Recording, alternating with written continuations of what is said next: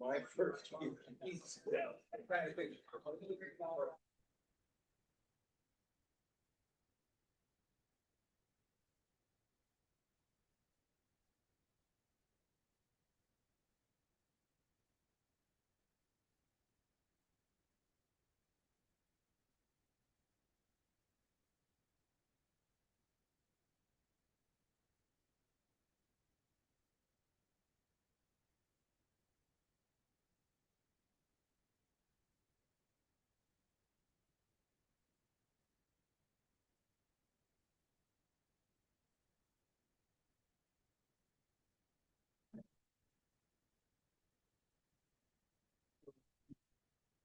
Awesome too. So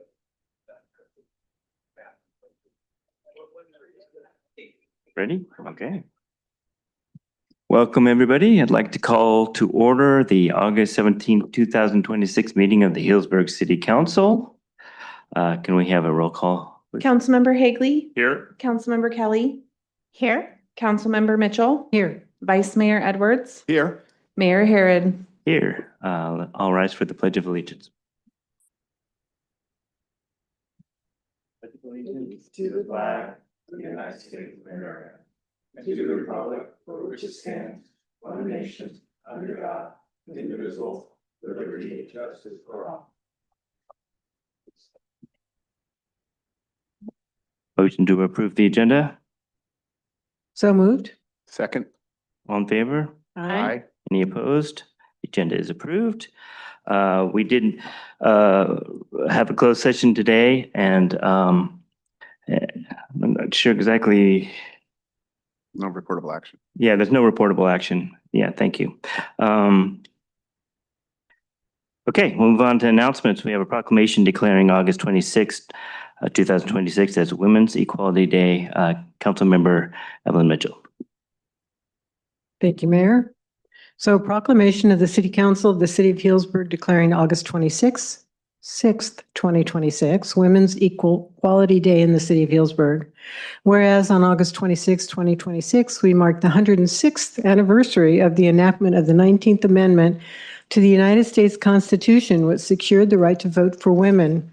And whereas to secure this right, women were forced to conduct 56 referendum campaigns, 480 campaigns to get legislators to submit suffrage amendments, 277 campaigns to state party conventions, 19 campaigns to 19 successive Congresses, and get the consent of 36 states and more. And whereas women constitute nearly 50% of our workforce, the majority of the students in our colleges and graduate schools, and an increasing number of primary breadwinners. And whereas over the past 3 years, women's incomes have declined as of mid-2026, women working full-time earn 81% of what men earned, down from 85% in 2023. And whereas even with the gains women have made, women's roles as equal members of our society and their rights are being challenged and reversed in multiple arenas, including the fundamental right to vote, access to reproductive health care, and protection from being the subject of personal violence. And whereas here in Sonoma County, the Board of Directors in 1976 established the Commission on the Status of Women with the express purpose of working to ensure equal rights and opportunities that enhance the quality of life for all women and girls and address the issues of discrimination and prejudice that negatively affect women in Sonoma County. And whereas more work remains to be done in many areas that directly impact equal pay for equal work, including access to quality, affordable child care, affordable housing, comprehensive health care for women, and mental health care. So now, therefore, be it proclaimed that the City Council of the City of Healdsburg hereby declares August 26th as Women's Equality Day in the City of Healdsburg. All right, thank you. If you're wondering, no, normally we have somebody receive a proclamation, but that person was not able to make it this evening and sends their regrets. But thank you for the proclamation, Councilmember Mitchell. We're going to move on now to City Manager reports. Thank you, Mayor. I have a few updates for you all. First off, I'm very happy to share a couple of updates on construction projects throughout town, most notably March Avenue.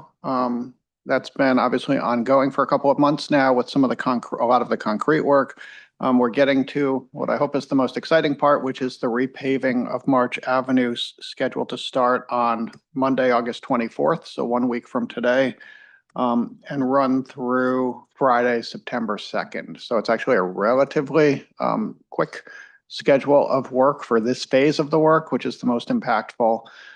That's an approximate schedule, and obviously things could adjust, but our team has it mapped out really carefully in terms of what areas will be paved at what time and how that will impact road closures. There will be eastbound and westbound closures at various times throughout that project, obviously, but we'll work hard to make it as minimally disruptive as possible. But it's a good kind of disruption in that we are at the point of getting that paved at long last. So that is exciting. Also want to note that painting is starting at the Abel de Luna Community Center for the multicultural project. We've actually got color swatches if anybody's interested up on the building at this time. So that will be underway and will happen relatively quickly also. So 2 really exciting projects that I know we're all looking forward to seeing completed.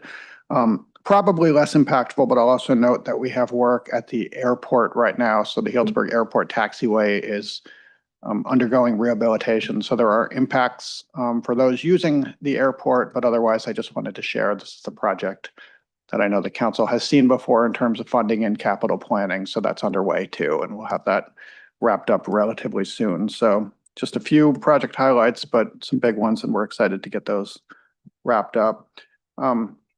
Also wanted to mention a few events that are coming up. First off, this coming Wednesday, at 5 o'clock is our community conversations. The council will recall that we are seeking in each of the 5 city council districts to have community meetings where we can get out and talk to residents about issues that might be germane to their part of town. So our first of those will be Wednesday at the Riverview Clubhouse at 5 o'clock. It is focused on that part of town, but of course, anybody is welcome, and we won't turn anybody away. We're going to bring department directors that we think are most relevant to the issues going on in each part of town as we do this. And we'll provide very brief updates, but our intent is to keep those updates to a minimum and just be able to give people a chance to provide feedback and ask questions and interact with city staff. So we're looking forward to that. And once we get through Wednesday, we'll pivot pretty quickly and look at where we go next and try to just keep moving those every few months around town to get out there. So that's coming up this week. Tuesday concert is tomorrow, but the one I wanted to note is the subsequent Tuesday, the 25th will be the end of the season. So that's the last concert.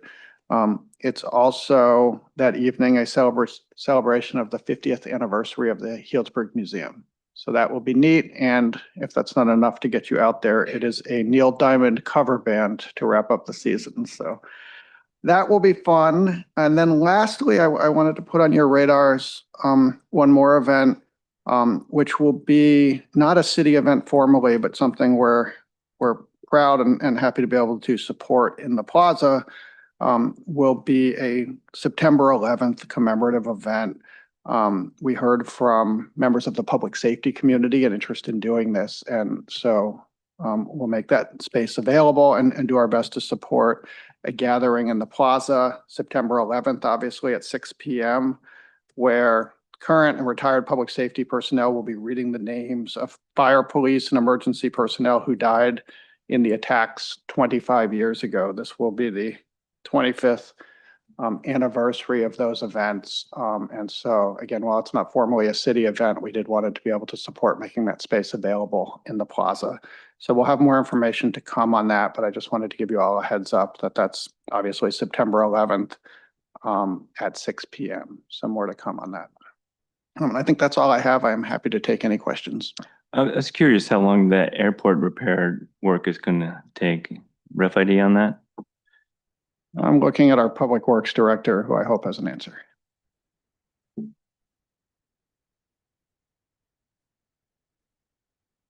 It is underway, and the whole The whole project is expected to be over by the 27th. The taxiway closures are running off and on. I'm sorry, up until September 4th, and then there's a couple of brief runway closures associated with the work on the taxiway. So everything should be done by September 4th. The closures sound like they're a little off and on between the taxiway and the runway. I think the biggest impact is for people who are in certain hangars. They can't get to their hangars, so they're having their planes in the tie-down area. Okay, thank you. Sure. And Mayor, I apologize. I gave the wrong time for the community conversations this coming Wednesday. That's 4 o'clock. 4 o'clock on Wednesday. Thank you. Councilmember Mitchell. Yeah, I just said, on the March Avenue repaving, I guess that's going to be the biggest disruption, if you will, for that. They're going to pull up the old stuff and put down new. What, after that, what's left, I guess is the question.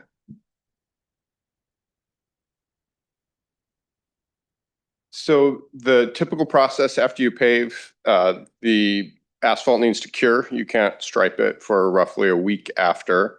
So they're scheduled to do that pretty quickly, close to that week. They also have to raise all of the the manholes, the meter boxes that were lowered prior to paving.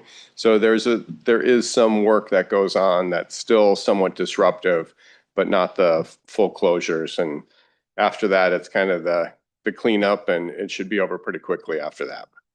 Great, thank you. Yeah, that's exciting. Appreciate that. And I just wanted to say thank you for getting the community meetings going so quickly. I'm going to go to that one. I think it'll be fun to hear what people have to say. Great. Any other questions or comments? Yeah. I just wanted to reiterate what we heard a lot from community, especially when we were doing the last set of them years ago, was that people in the community didn't know what was happening inside of City Hall or within the community.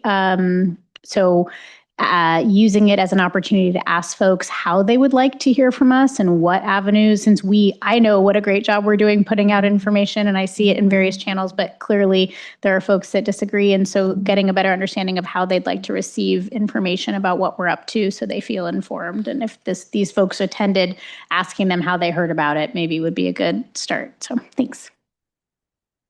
Thank you. Okay, I'm going to move on to public comments on items on the consent calendar and non-agenda items.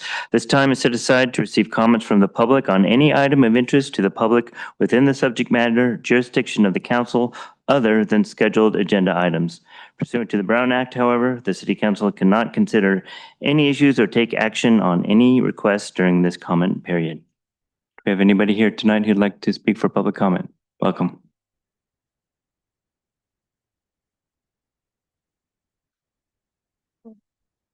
Good evening, City Council. My name is Bonnie Sullivan. I live on Presidential Circle. I'd like to bring to your attention the construction that is occurring for the past 2 years on Kennedy Lane and Healdsburg Avenue.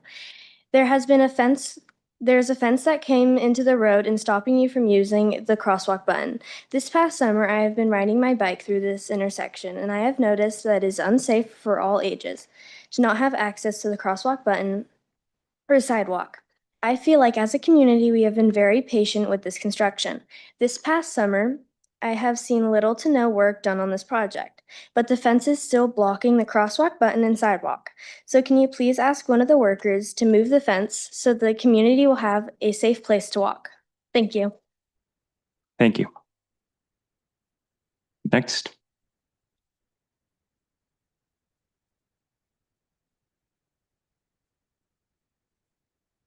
Welcome. Hello, ladies and gentlemen. My name is Gloria Moore, and my husband Jim and I have lived in Healdsburg for 70 years, each of us. Long time. Anyway, we live on Kennedy Lane, 159, and addressing what Bonnie was just mentioning, if you would kindly take a drive down Kennedy Lane at the bridge area, go down and turn around and come back out that way. Try turning left onto the bridge or right or straight onto Front Street. Anyway, there is no sidewalk on the east end of Kennedy Lane, parallel to the river, going to the bridge. Of course, a safety hazard because it's narrow, and narrower yet because of the construction and the intrusion of the fence that is protruding into the lane and shortening one of the lanes. And as she spoke, there is no crosswalk button for us to use to cross over to the Front Street side, south to north. Because the button is covered by the fence in the construction area out of access. And this construction fences at that corner do indeed intrude on the pedestrian and bicycle space. It forces us into active traffic lane, especially the metal juts that support the fence rails, into the street further as trip hazards as you're trying to walk up, or bicycle tire popping if they hit these sharp juts. If you drive it, you'll see what I mean. Especially at that corner, it's already a tight corner for cars to turn right, south over the bridge. And recently there's serious speeders going on across. That's nothing really new, but people are not observing the 15-mile-an-hour zone on the bridge. And I walk frequently with my neighbor friend Gloria right there, and we see the zooming cars approaching the westbound into town, that they're not slowing down. And there is also a lot of red light running, or stop sign running, or stop light running. So my husband and I both separately almost had collisions in the last week, coming over the bridge and trying to turn left onto Kennedy, and somebody's running it, and the vision is impaired with the fences, and it's just tight. So, and again, about the bridge, that it would be nice if And you there can could be- include your comments in a few moments. Yes. Thank you. 15-mile zone enforcement by the police, either with tickets, citations, or a presence of police now and then, and to put up speed bumps, requests for speed bumps on the bridge, or cameras that take a picture of cars that are vehicles violating the traffic speeding zone. So it's all safety related.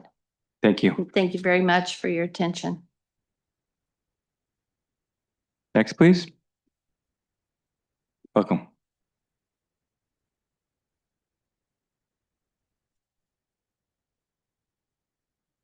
My name is Matthew Hughes. I'm trying to promote co-ed City League football, Title IX.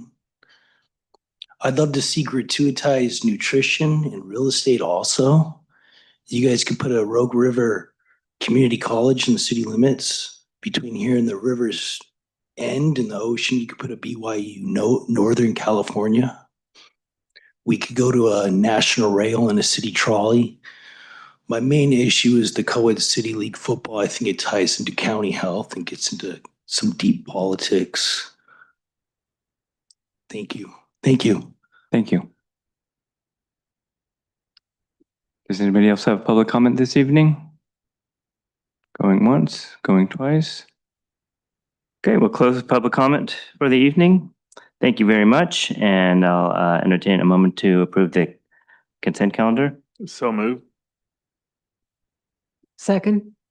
Can we have a roll call on that, please?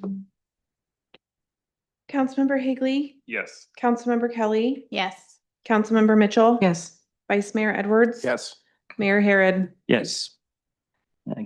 Consent calendar passes, and we're going to move on to item 7, a public hearing, resolution ordering the abatement of weeds with Fire Marshal Division Chief Lance McDonald. Welcome. Good evening, Mayor and council members. Lance McDonald, Division Chief Fire Marshal at the City of Healdsburg Fire. Wait for my slideshow here. So tonight, we have a couple of items on the agenda. We're going to hold a public hearing and consider the adoption of this resolution, as well as I want to give you a brief just vegetation management update while I have your attention. So tonight's recommended action, as you can see, is to hold a public hearing and adopt a resolution entitled "A Resolution of the City Council of the City of Healdsburg Ordering the Abatement of Weeds." Next slide, please. So the process, a little context here, the fire department staff inspects all parcels within the city limits annually for weeds, brush, and other fire hazards. And on May 18th of this year, the city council declared listed properties as a public nuisance. And then the property owners receive 30 days notice of any hazard items, and they'll receive additional notices beyond that as well. The staff has and will continue to re-inspect the remaining properties and contact the homeowners the property owners, I should say, to make sure that the weeds are abated. And from a legal perspective, if they do not do that, then the city can hire a contractor and abate the properties and then bill the property owners. So obviously our intent here is continued inspections and education. Our goal is not to abate, but just to educate and have people get this work done. And we'll go to the next slide, please. So this year has not been without its challenges from a weed abatement perspective. The early rains and then sunshine and rains and then sunshine caused multiple growing cycles, specifically with grass. And so many people typically to save money will try to cut 1 or 2 times their grass. And this year there's been 4 or 5 or even more growing cycles. And so it's been challenging. So you may have noticed from a difference from last year. I think I had about 8 people on the list last year, and this year I think it's 22. Although since the list was provided, I think a couple people have already gotten off the list and we're down below 20. But it has been challenging to get all of the properties signed off of the list. I do want to remind the council that the inspection process, it is a snapshot in time. And because of the unique growing cycle this year, there are properties that we inspected early on in this process that frankly need to cut the grass again. But they would have been checked off of the abatement because they did do it at the time we did inspect it. So our goal is to continue to educate and make it people aware that they need to continue to the maintenance of their properties. The last challenge is it's 4,900 plus. I think it's like 4,985 or something parcels throughout the city. We basically predominantly had one inspector take this on. It's a fairly rudimentary inspection. You're doing mostly a drive-by inspection. But the properties that are not abated require multiple re-inspections. We've gone back out 3 or 4 times to knock on doors. We've left notes and so on. And so it is quite intensive. I'll say this was one of our tasks that our newest inspector, John Sullivan, took on. He did a great job. He was out there. You guys might have seen him out in the community a bunch. It's a lot of properties to visit. And so he did a great job. And we'll go to the next page, please. I wanted to just take 1 second to shift gears before we finish the legal process on this and just give you a quick update on some vegetation management work that we've done since I've had a chance to speak with you. July 1st, we had a very successful burn in the Villa Commons, Fish Mountain Villa Commons foothills, as well as the Raja properties. And then we also continue even today. We had crews up in the Healdsburg Ridge open space, continuing to do some vegetation management work. So I wanted to show some pictures and talk about that a little bit. So we can go to the next slide, please. So this is a picture of the burn behind the Villa Commons. And as you can see here, what I just wanted to show you in this picture is the low intensity of the burn. And that's the goal here, is to burn the underbrush but not damage the trees.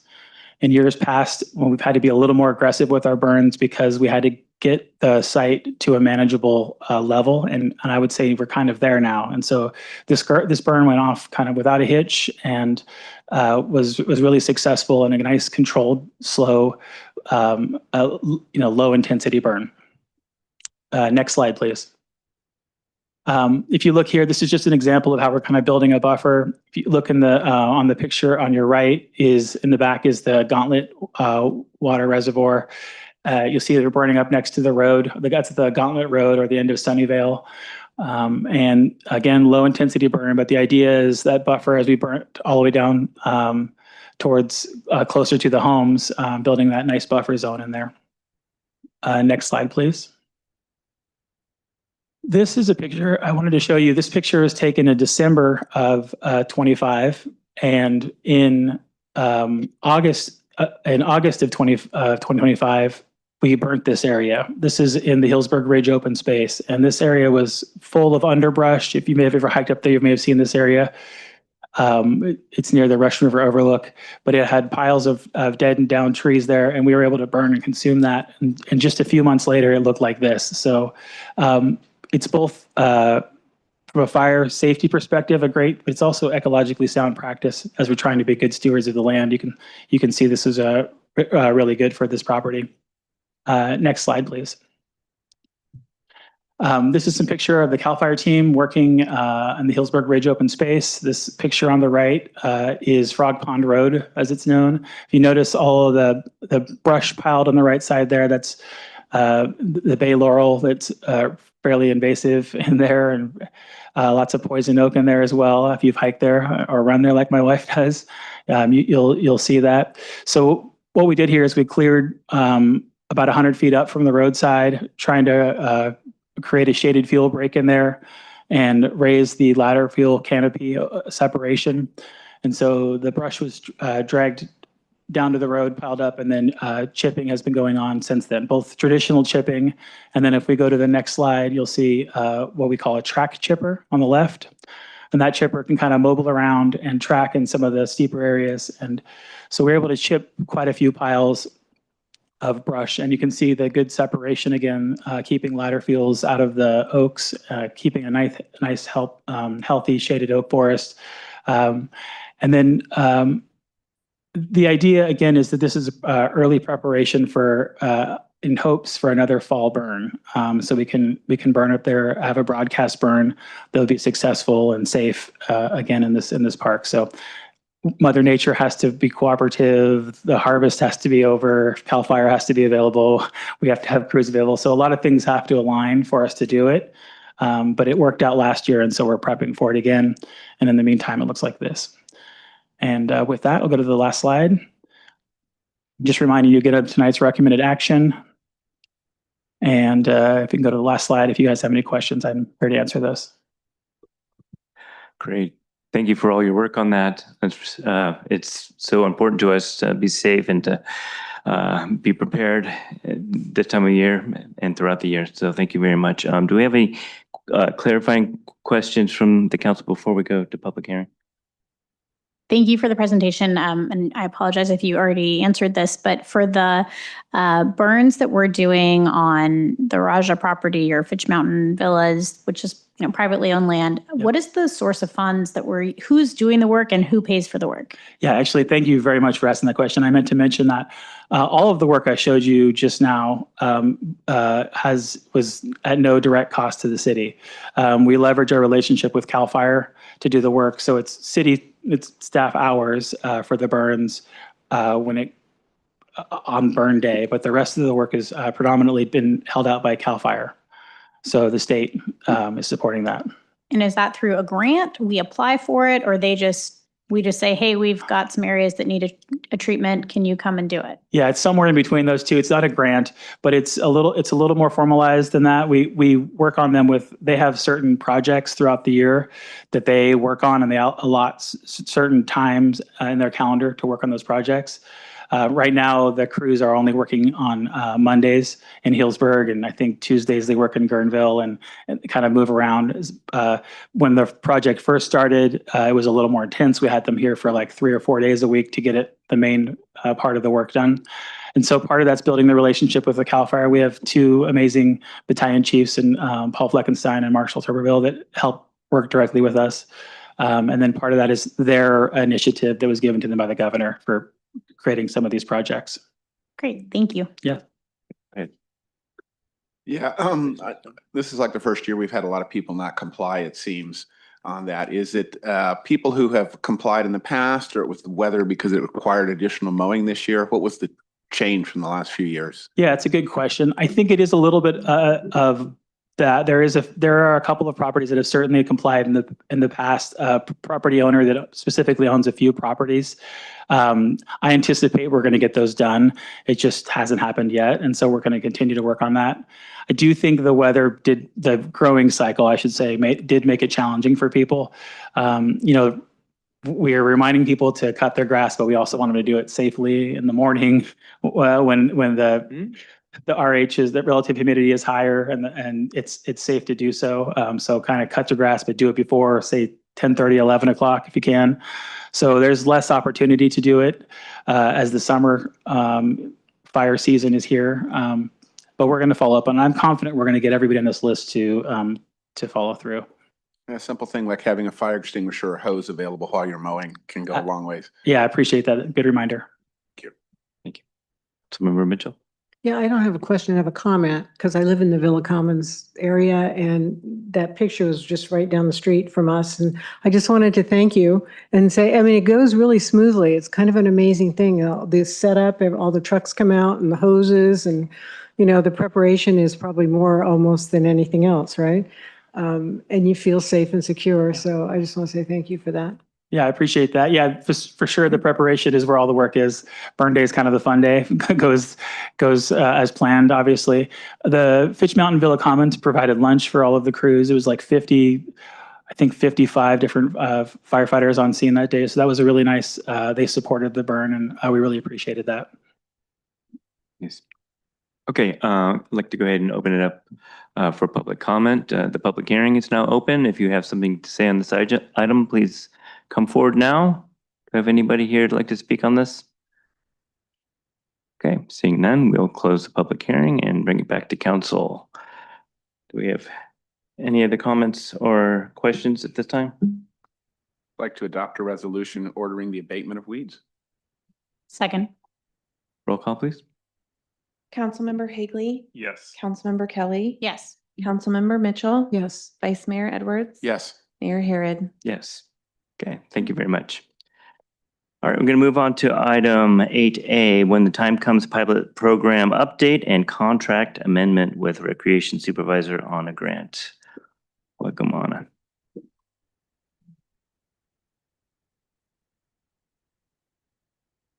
Good evening, Mr. Mayor, members of the council. Anna Grant, your active adult and senior services supervisor. Thank you for being here. It is a pleasure as always. And to my right is our compassion coordinator, Tay Levine.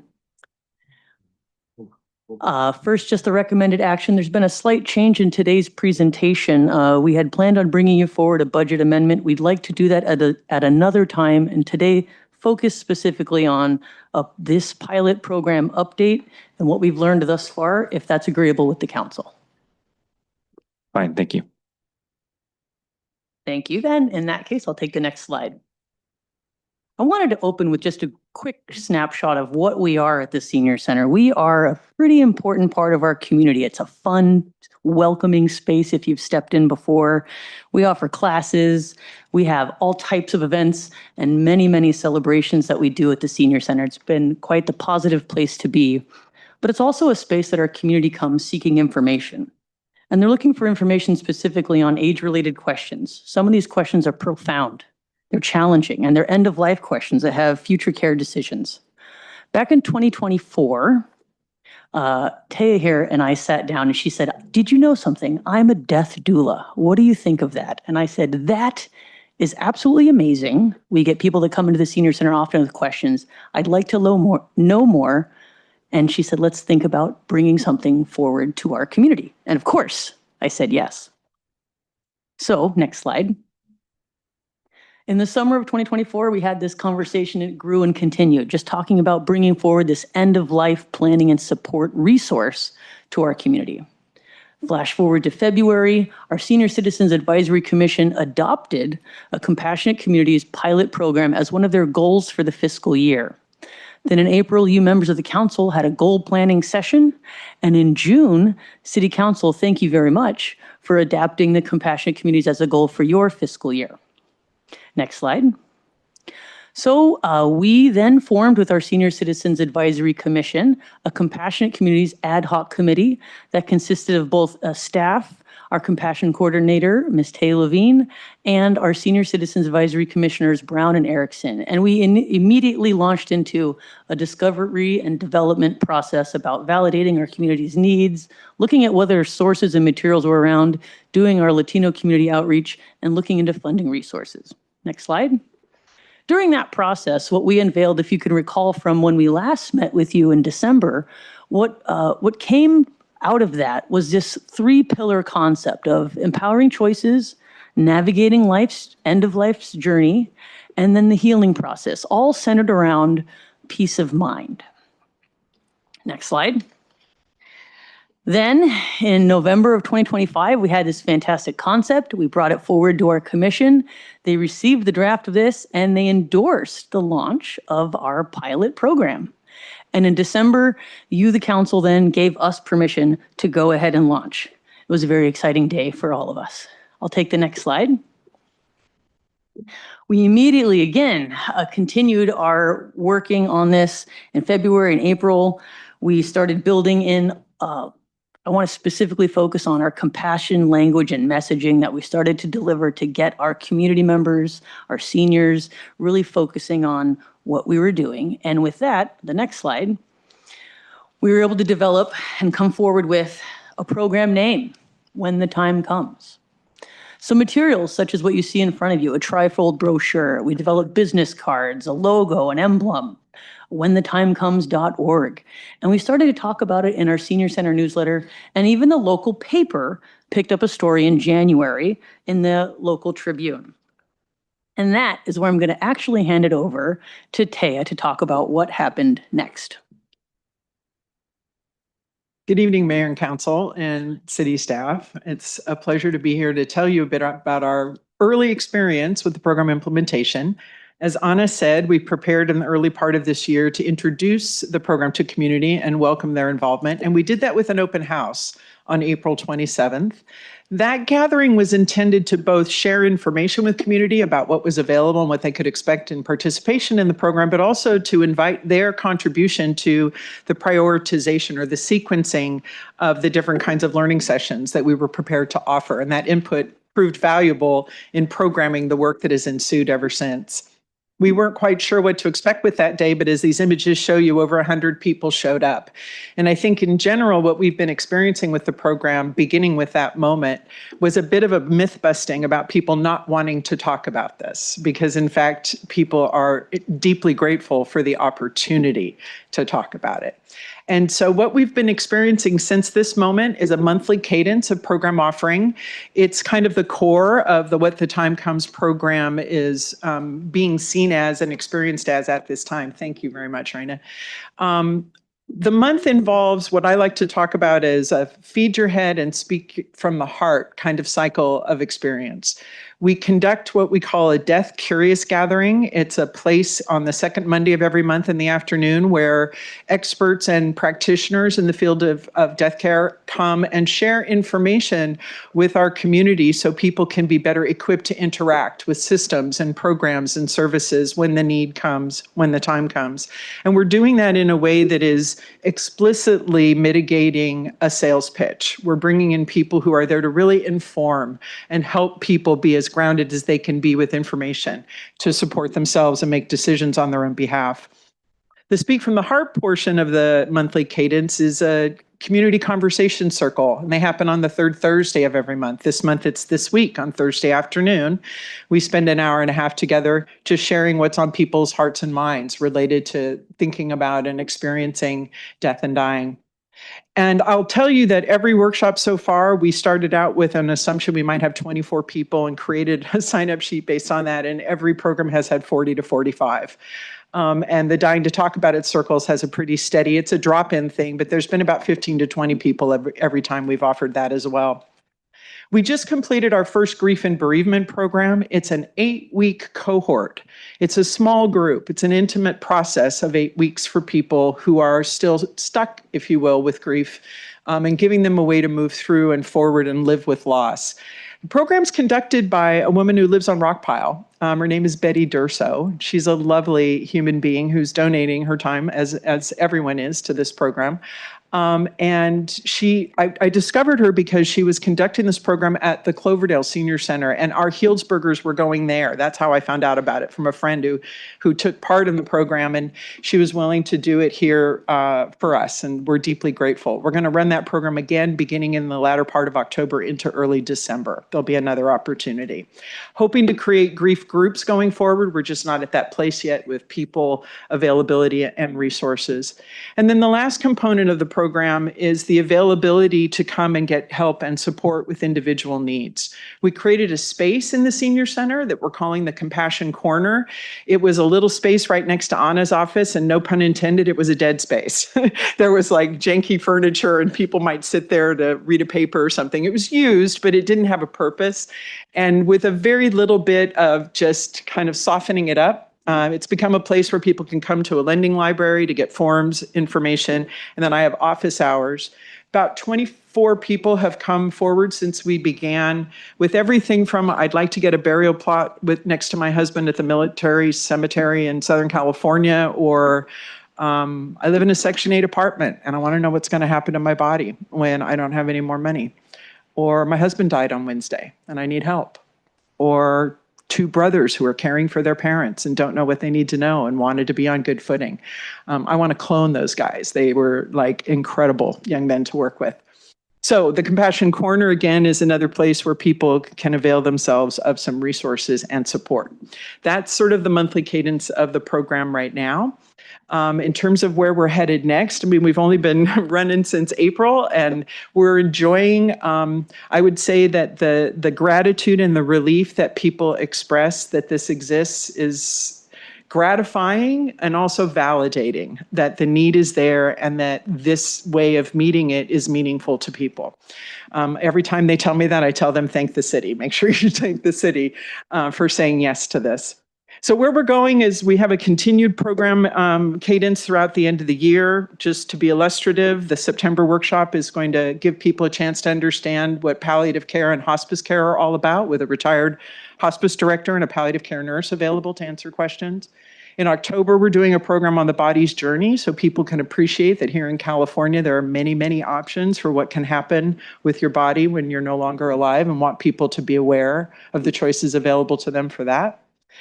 In November, we're going to do a session on having the conversation, which is going to, we hope, support the ability of adult children and their parents and vice versa to talk about what needs to be talked about right before the holidays. It might be a really juicy Thanksgiving dinner conversation. We will continue with our monthly discussion series. We've begun our collaboration through Corazon, programming the resources that we were fortunate to receive from the Providence Hospice Foundation this year to support Latino community capacity building for grief and bereavement work. You may remember that our intention was to ensure we're doing culturally relevant programming. We've been really fortunate to secure with the International End-of-Life Doula Association, which is one of the larger bodies that attends to the skill development of end-of-life doulas. They're just beginning their Spanish language training and their culturally relevant programming, and we're going to be their pilot community.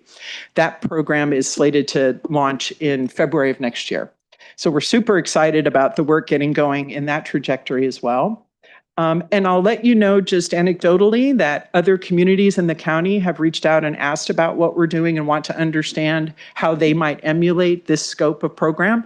And that interest is not insignificant, and there's enough of them, and I think we might be bringing everybody together to take a look at how do we assure equity of access and consistency in this across all of our communities so that there's sort of a reliable resource countywide, and there's interest and support from the county. We're working with the Office on Aging on that too. So we are relentlessly pursuing additional grant funding for this program. As you know, everything we've done up until this date has been supported by funds we've been able to secure from the contribution contributions of others.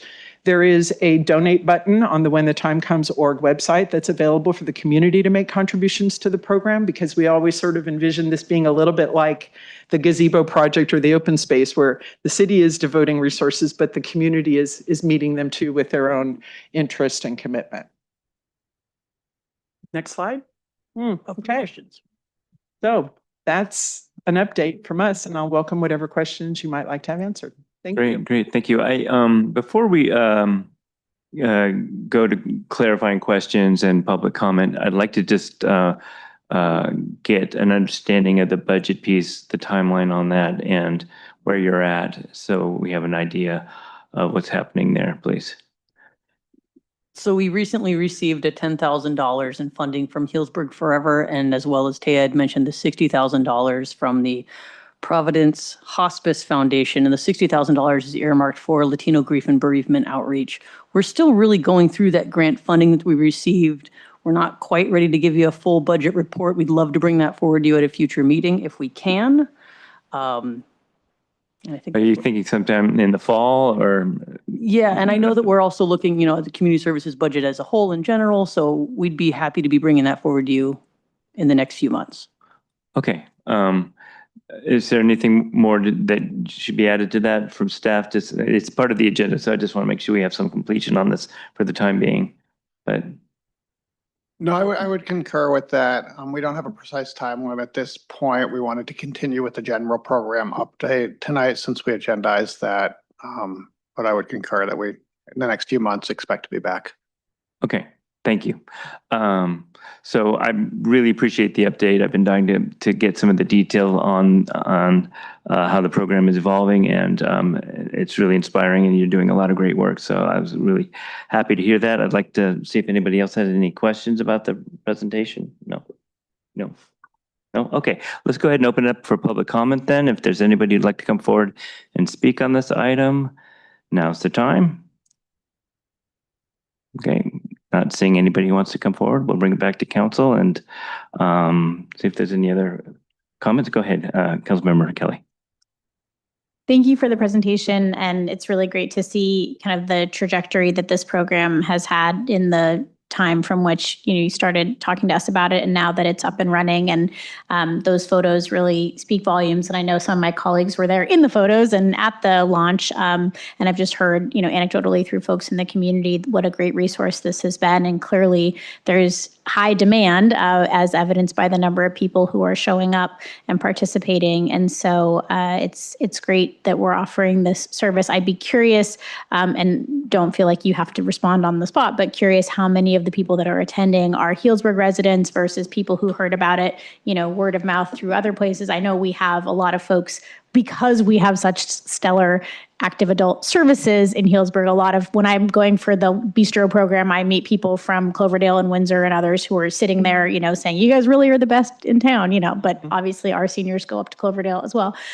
So just curious, if you know the demographics of where people are coming from or how they heard about it. And then really just excited to see kind of what that future programming looks like, and how the trajectory goes over time. I know you mentioned the November series right in advance of Thanksgiving, and like how to have the conversation. And I was curious if that's like inspired by the Death Over Dinner conversation series, and if that's something that you're going to be giving people the tools of like how to have those sensitive conversations with family or others. Yeah. So thanks for asking on both fronts. We have been gathering information with the registration for every workshop where people are, their addresses, so we could begin to track that because we were curious ourselves. And what I don't have data for you, but we can report on that the next time we come with some numbers and stuff. We have not turned anyone away based on where they're from. And there are a couple of people who've come from Santa Rosa.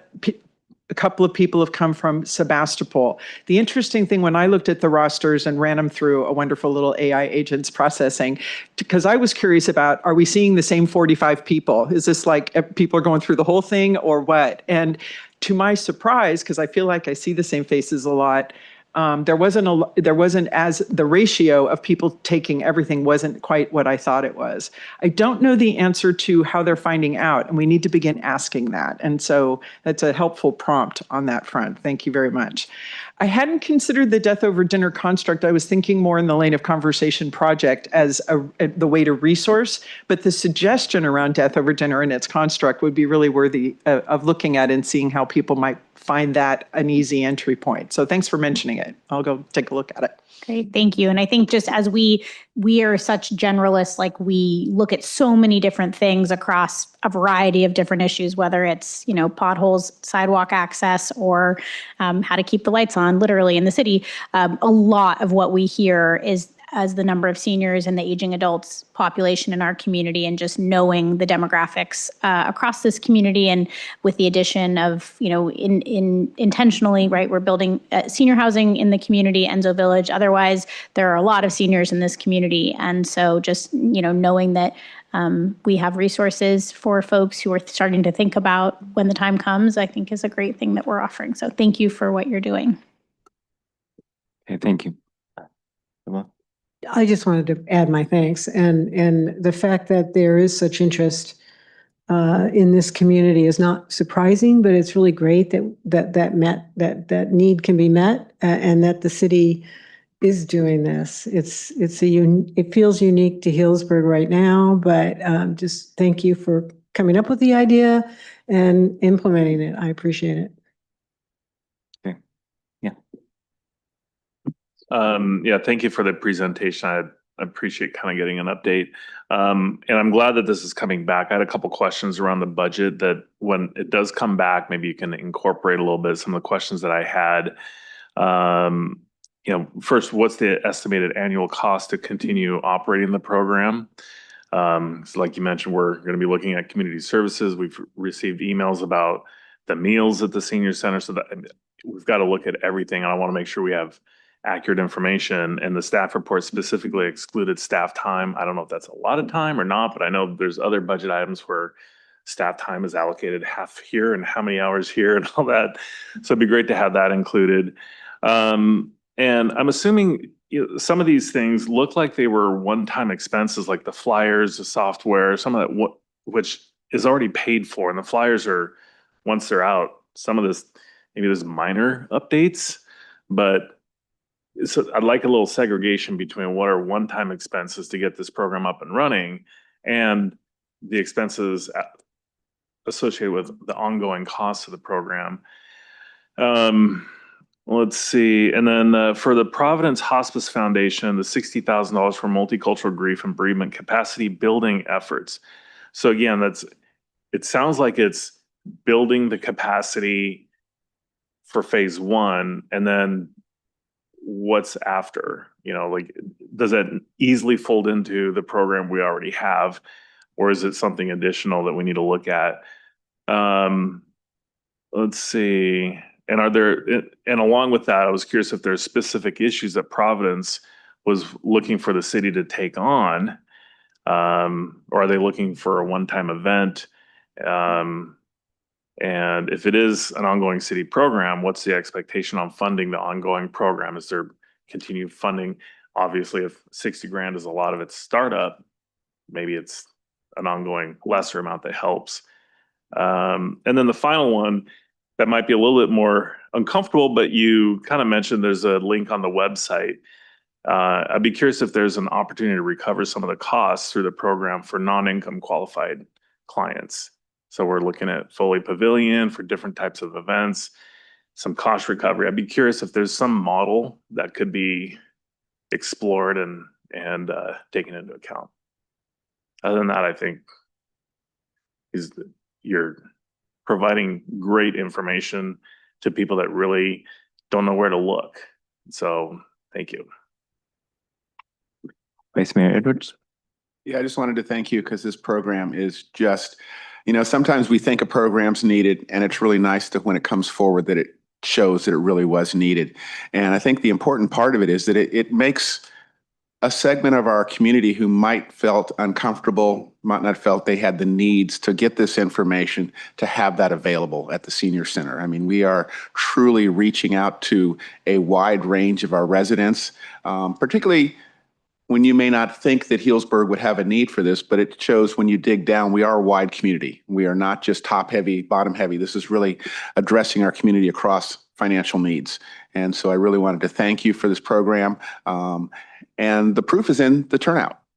I mean, that really is showing that this is a needed program, and it's nice that we can lead other communities in showing what really is helpful, because we're all getting older. And, you don't get any younger, and they don't prepare you for this. As my dad used to say, aging is not for the young. It takes a little work to get here, and the more information you have, the easier it is. And in talking with people, the comfort they feel when they can check this off. I mean, when this is done, they know they're not going to be a burden to their family, to their kids. They've thought about it. And so I just wanted to say thank you for this program. Thank you. And I just want to mention that, paying attention to what's happening on state and county level in terms of attention to mental health is usually like the first thing to go or to be shelved, to put off. And so if we as a community have an opportunity to fill in a gap here or there in that field, I think we're really lucky to be able to take that. And so it's really a testament to your vision and your ingenuity and your, openness to what people need that has given rise to this program. And so I'm really grateful that it's happening. And I think it kind of speaks for itself, the value it has to our community. So I don't want to repeat what others have said here, but thank you. And we look forward to learning more about the budget aspect and seeing how we can support you. And let me see, is there anybody else that has any other comments? Okay, so thank you very much. Okay, we're going to move on now to item 8B, which is the e-bike voucher. And we have Utility Conservation Analyst Tara Sampson with us, but I'm going to go ahead and let Vice Mayor Edwards start off the conversation since he asked the council to bring it forward. Yeah, this has been, in looking at the program over the years, it's been kind of an underfunded program. And I like to think of things as what can we do to improve a program, and also how is this program used? And looking at the $1,000 possible buy-in, that's a lot to ask for someone in the 80% AMI to come up with out of pocket. And so I was thinking and talking with staff and so forth that it would be good if we could turn this into a voucher program, see if we can extend this, since we do have this money available from the state and from our carbon credits, that this would be a helpful way to utilize this program. Instead of just sitting there collecting dust, we can actually get people on bicycles, going to work, going to school, getting around town, and get to a segment of our community we might not have approached before in some of these. I know we've done the panel rebate, we've done the car rebate, but we really haven't addressed those people who are at the bottom end who are most affected by climate change. This gives them an opportunity to actually do something about it. So that's kind of the background of why I brought this forward. Okay, so thank you for that. I guess we can start off with any questions we have from the council on this. I wanted to add, this is not a replacement program. It's not replacing the rebate program, so that somebody can still go through if they want to shop outside of the parameters of what we're presenting or coming up with. They still have that available. This is just an additional method to get these e-bikes on the road and reduce the carbon footprint. Okay, well, I have a question then. Basically, what sort of changes are possible or needed at this point with the existing program and what could be done to strengthen it? So let's start off with that question.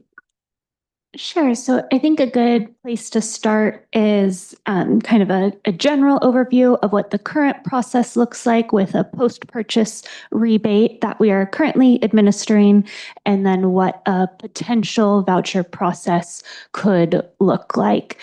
So maybe I'll go through both of those briefly. So the current process, generally, a Healdsburg resident learns about the e-bike rebate. The resident makes their e-bike purchase, they submit their rebate application and the receipt to the city. City staff reviews the application and their documentation, and then we mail out a rebate check to that resident. So that's kind of the current process. Sorry, really quick on that current process, how long does it usually take for us to mail the check out and for them to receive it and cash it? Like how long are they kind of holding that financial impact? Sure. So the rebate application does state 6 to 10 weeks to give us plenty of time and not be, late on customers that were expecting it sooner. So the rebate application does say 6 to 10 weeks. The e-bike rebate is typically one of our easier, simpler rebates to review. So as long as we've been provided with the documentation, the only things required for this one are the receipt, and we do need W-9 forms.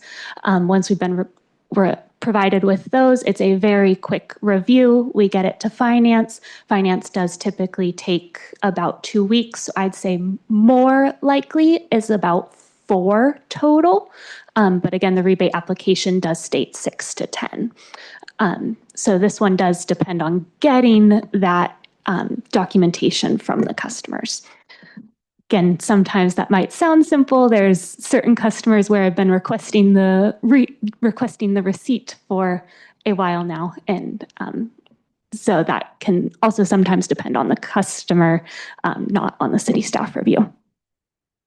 But I'd go over the what I kind of see for the potential voucher option process. I would break into 2 distinct sections. There would be the development and setup process, and then the ongoing implementation. So as far as development and setup for staff, that would entail researching of existing programs, conversations to really understand the back end administration of those example programs, initial discussions and coordination of city staff with local businesses, the city's finance team, and the contracts team, and really in those discussions, really talking through the considerations of the pre-approval process, the voucher setup, the bike shop's actual abilities to split bills, the advertising to be done by the bike shops, the pre-approved e-bike list of models, and then exactly what does that reimbursement process. So those are just some outlines of considerations that we would need to talk amongst city staff and the potential bike shops with, and then get those agreements in place, set up that new process, and create the new rebate materials. So that's kind of what I would envision as far as the development and initial setup. And then for the ongoing implementation of issuing this potential voucher option, it would be that a Healdsburg resident learns of the e-bike rebate.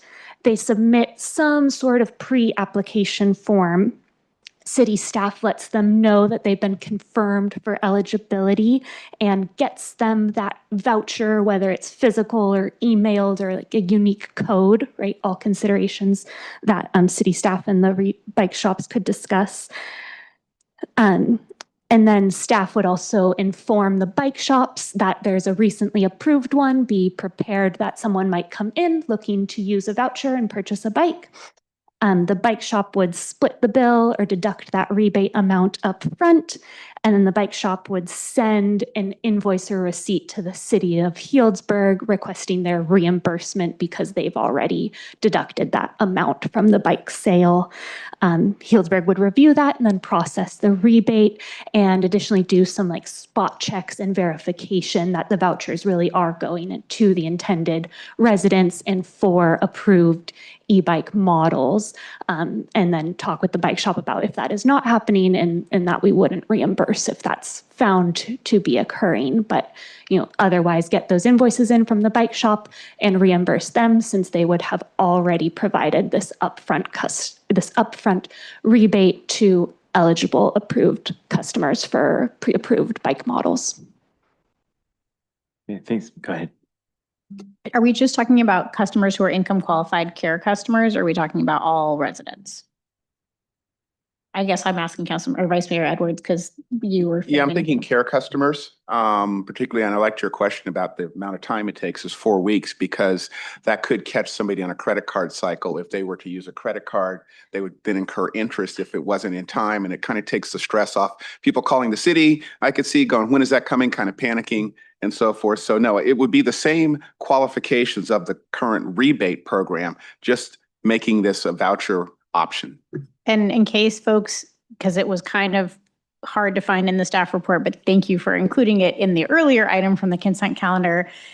There have been 131 e-bike rebates issued since the beginning of the program in 2020, but only 12 of those 131 were for care customers. And then in the last year, when we've made some changes to it, we've had how many in the last year? 2025, there were 13 e-bikes rebate issued. 4 of those were for care customers. So certainly, oh, go ahead. I was just going to add, so we did not make the updates until February of 2026.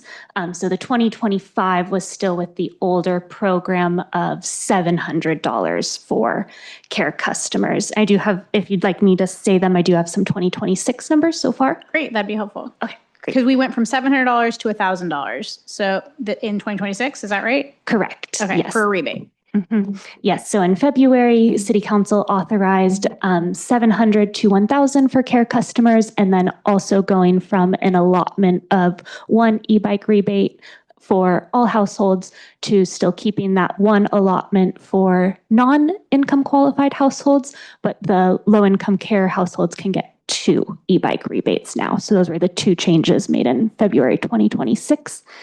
And so far in 2026, we have issued 19 e-bike rebates, and 6 of the 19 were for care customers. So Councilmember Kelly has those stats correct for 2020 to 2025. And then in 2026, so far, we are at more like 32% of the participation has been care. Great, thank you. And so, we are offering rebates to non-care customers, but you're saying the voucher program would apply just to care customers? Okay. All right, I'll go ahead. Yeah, just a couple questions. How much does an e-bike cost?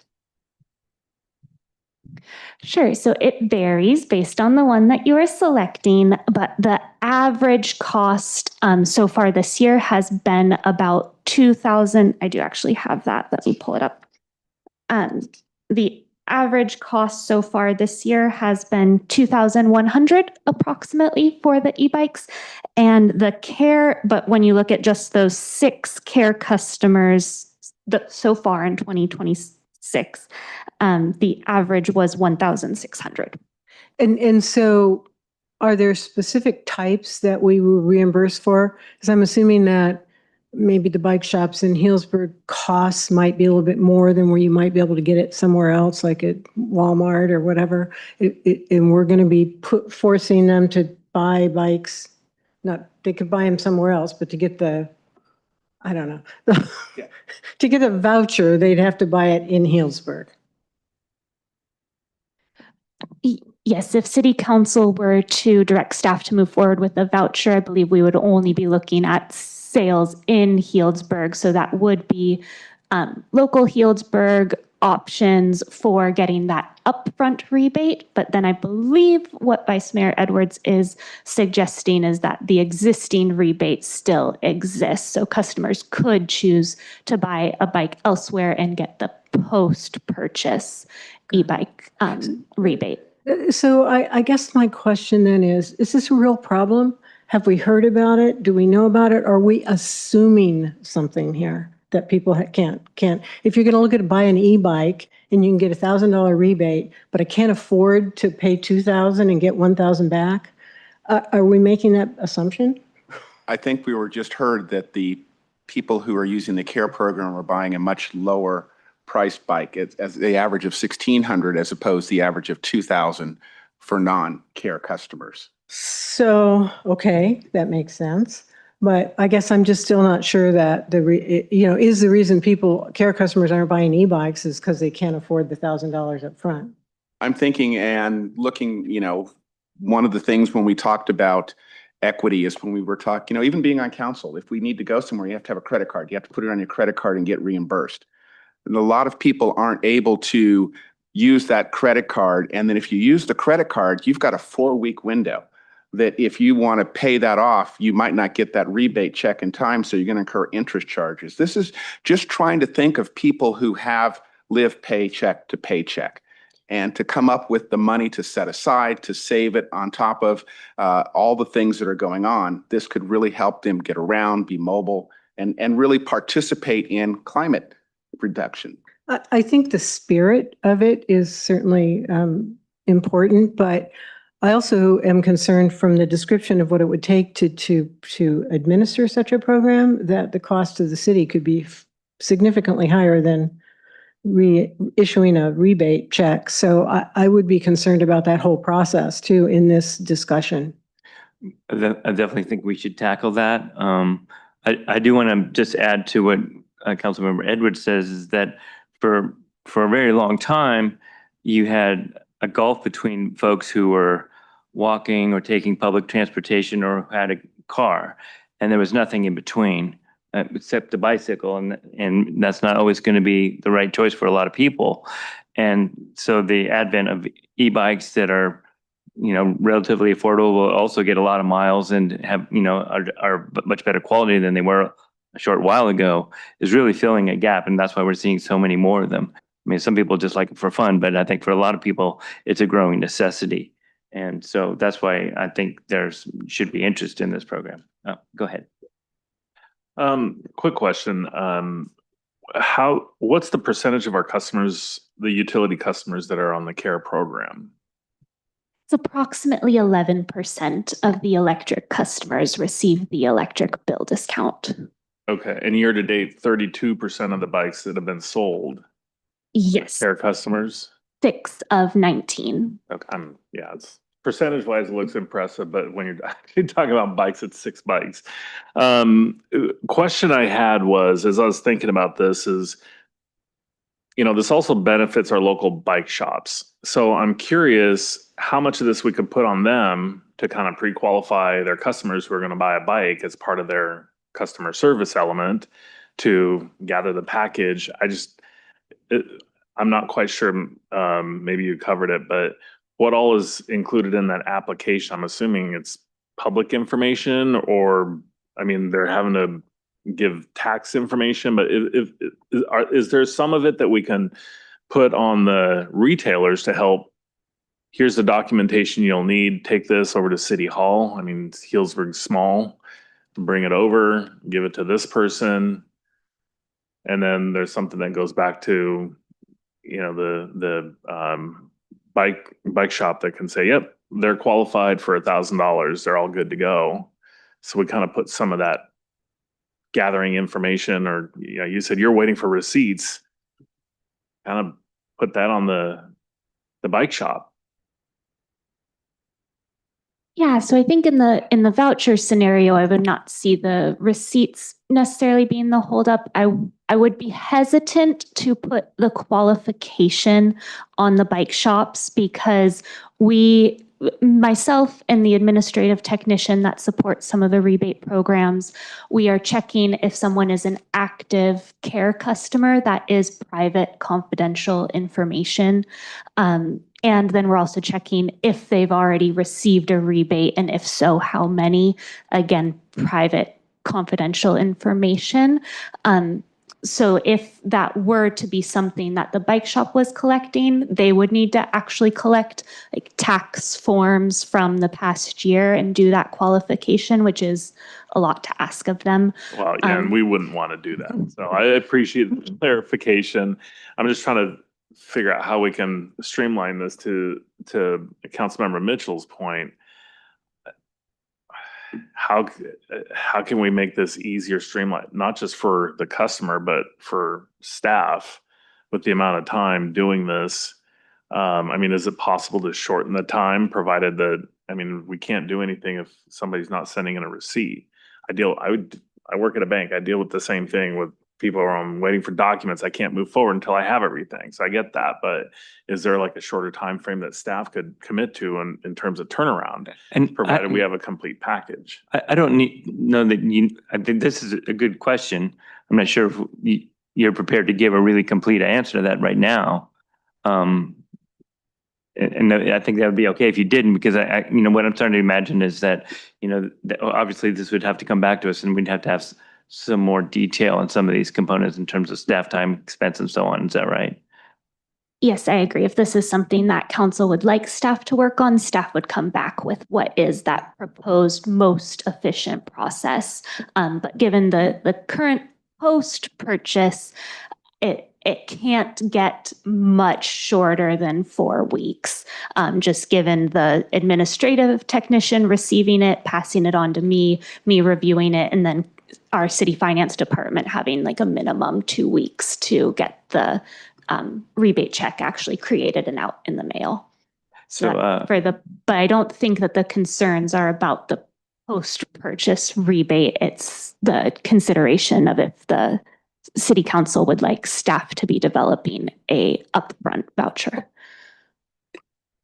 correct. Thank you. Okay. Vice Mayor Edwards, and then we'll go to public comment after that. I just want to clarify that this is not an unlimited pool of money. It's only working with the current money that we have available for this program, is what I'm suggesting. So it's not an ongoing. So if you were interested in it, you would have to apply. And then once we hit that amount, we have a certain amount that we can do per year as far as rebates. The current budget accounts for 20,000 per year of low-income e-bike rebates issued. If we were hitting that, it would be city council could come back to city council to authorize additional budget. I think we've got the budget set on it and we should operate within that operating budget. I'm just trying to make it easier to reach that. All right, I'd like to open it up to public comment now. Is there anybody here who'd like to come forward and speak on this item? Welcome.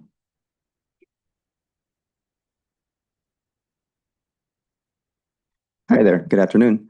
Yeah, when it definitely comes to equity, it's very important to not just raise, for example, an eBay, but also to reduce barriers to entry so everyone has a better chance of participating. I definitely enjoy the idea of making this rebate more upfront for folks that don't have to burn that costs.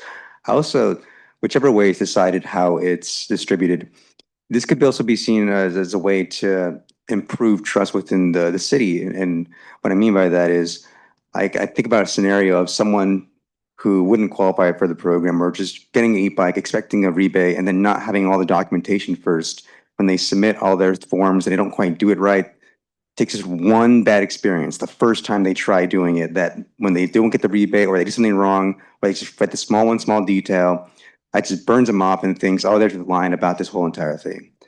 I think changing the model, reducing the barriers for this one group of people can benefit a whole much more if we make it more that way across the board, so that people don't go off and buy something expecting this in the future when it may not actually be guaranteed, but getting a confirmation from the city themselves saying, hey, yeah, you definitely can do this. You can go ahead and move forward and buy that. Would make people think, okay, cool, I got the support from the city. I got this thing already secured. I don't have to second guess about what's going to happen in the future. Thank you. Next, please.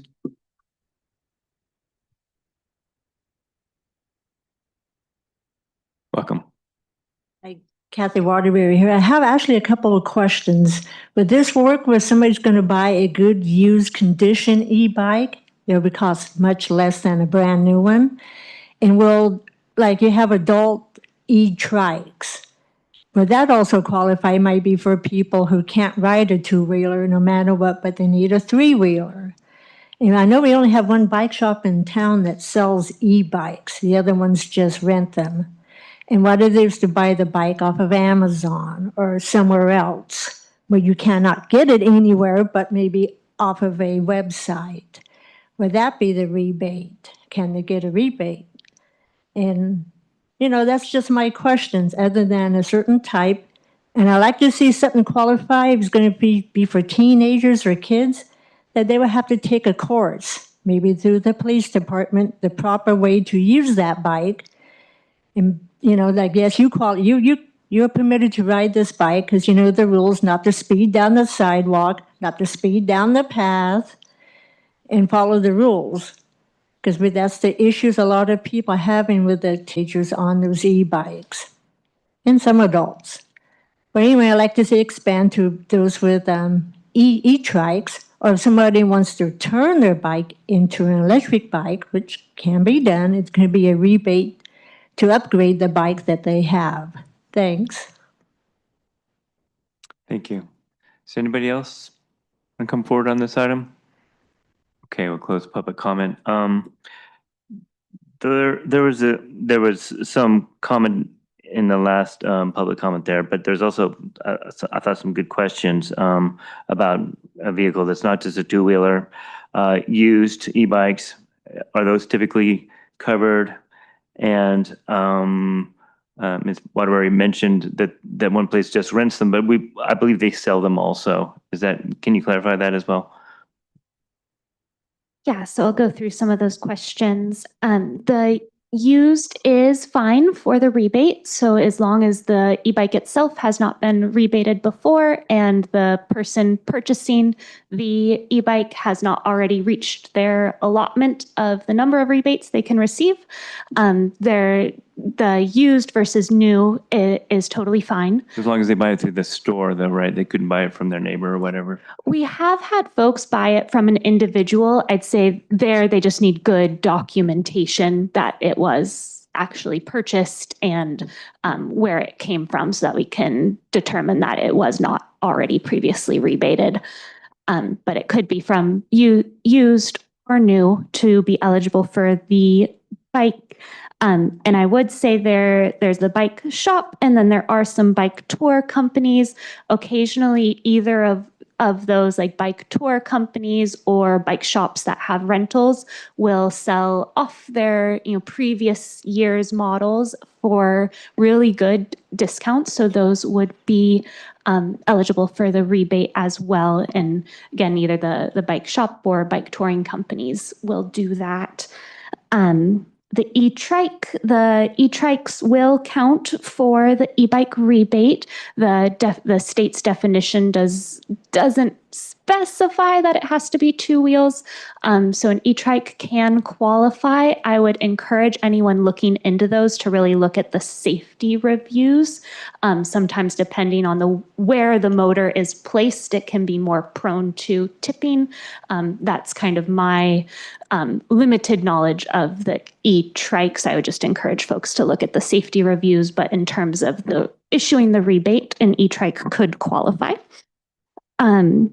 And then online, I also heard a question about online rebates. So as it stands right now, a care customer could receive a $1,000 rebate regardless of purchase location. So that could be an online purchase. If a non-income qualified customer, so any other resident in Healdsburg, purchases an online e-bike, that would be a $300 rebate. And otherwise, the non-income qualified residents in Healdsburg that purchase a e-bike locally can get a $400 rebate. And then conversion kit, that is on the rebate application or the rebate offering. It's $50. To my knowledge, no one has used that. I think that was the main questions, but please let me know if I missed one. Go ahead and answer the question. Kathy Waterbury had also asked if youth 18 and under qualify for the rebate currently, and would they qualify for the voucher? Sure. I am currently going by that amount per household. So for a non-income qualified household, they could get 1 e-bike rebate. For a care low-income household, they could get 2 e-bike rebates for their household. I am not necessarily checking up on who is the user of that e-bike. I would say, though, if they are purchasing what is called a Class 3 e-bike, there are age limitations for being able to legally ride that. Okay, thank you. Go ahead. I really like the idea of having a voucher program because I think right now we're asking individuals to take the risk, to assume a risk that they're making a large purchase with the hope that they're going to qualify for this rebate. And I think this doesn't shift the risk to the city. What it does is that it creates a pre-purchase assurance that the purchase is going to be qualified for this program. And so the individual can basically pre-qualify. We are working in partnership with a local business, and the local business is going to have to help administer the program with us by kind of taking some of that documentation and the paperwork shuffle that is happening between currently the buyer and city staff, and the bike shop is, because we'd be paying the bike shop or we'd be paying the bike rental company directly. Is that right, Tara? The funds would be flowing from the city to the store, as opposed to from the city to the buyer, the purchaser individual, after they've already bought it. Correct. So I imagine, there's a financial incentive for the business because they're going to be hopefully selling more bikes because of this program. And so they'd be incentivized to be, it'd be hopefully easier to administer the program because you're not dealing with individuals and their limitations around technology or scanning receipts or, showing up to City Hall on their work day when we close and they're still working or whatever it might be. So I think it could help make the program move smoother. So I like the idea of having the vouchers available and to see if it helps us kind of expend these funds. Remind us, there is specific pots of money in this program that are only for the low income individuals. Is that the same thing with the EVs? This is the same thing for that program, or this is different?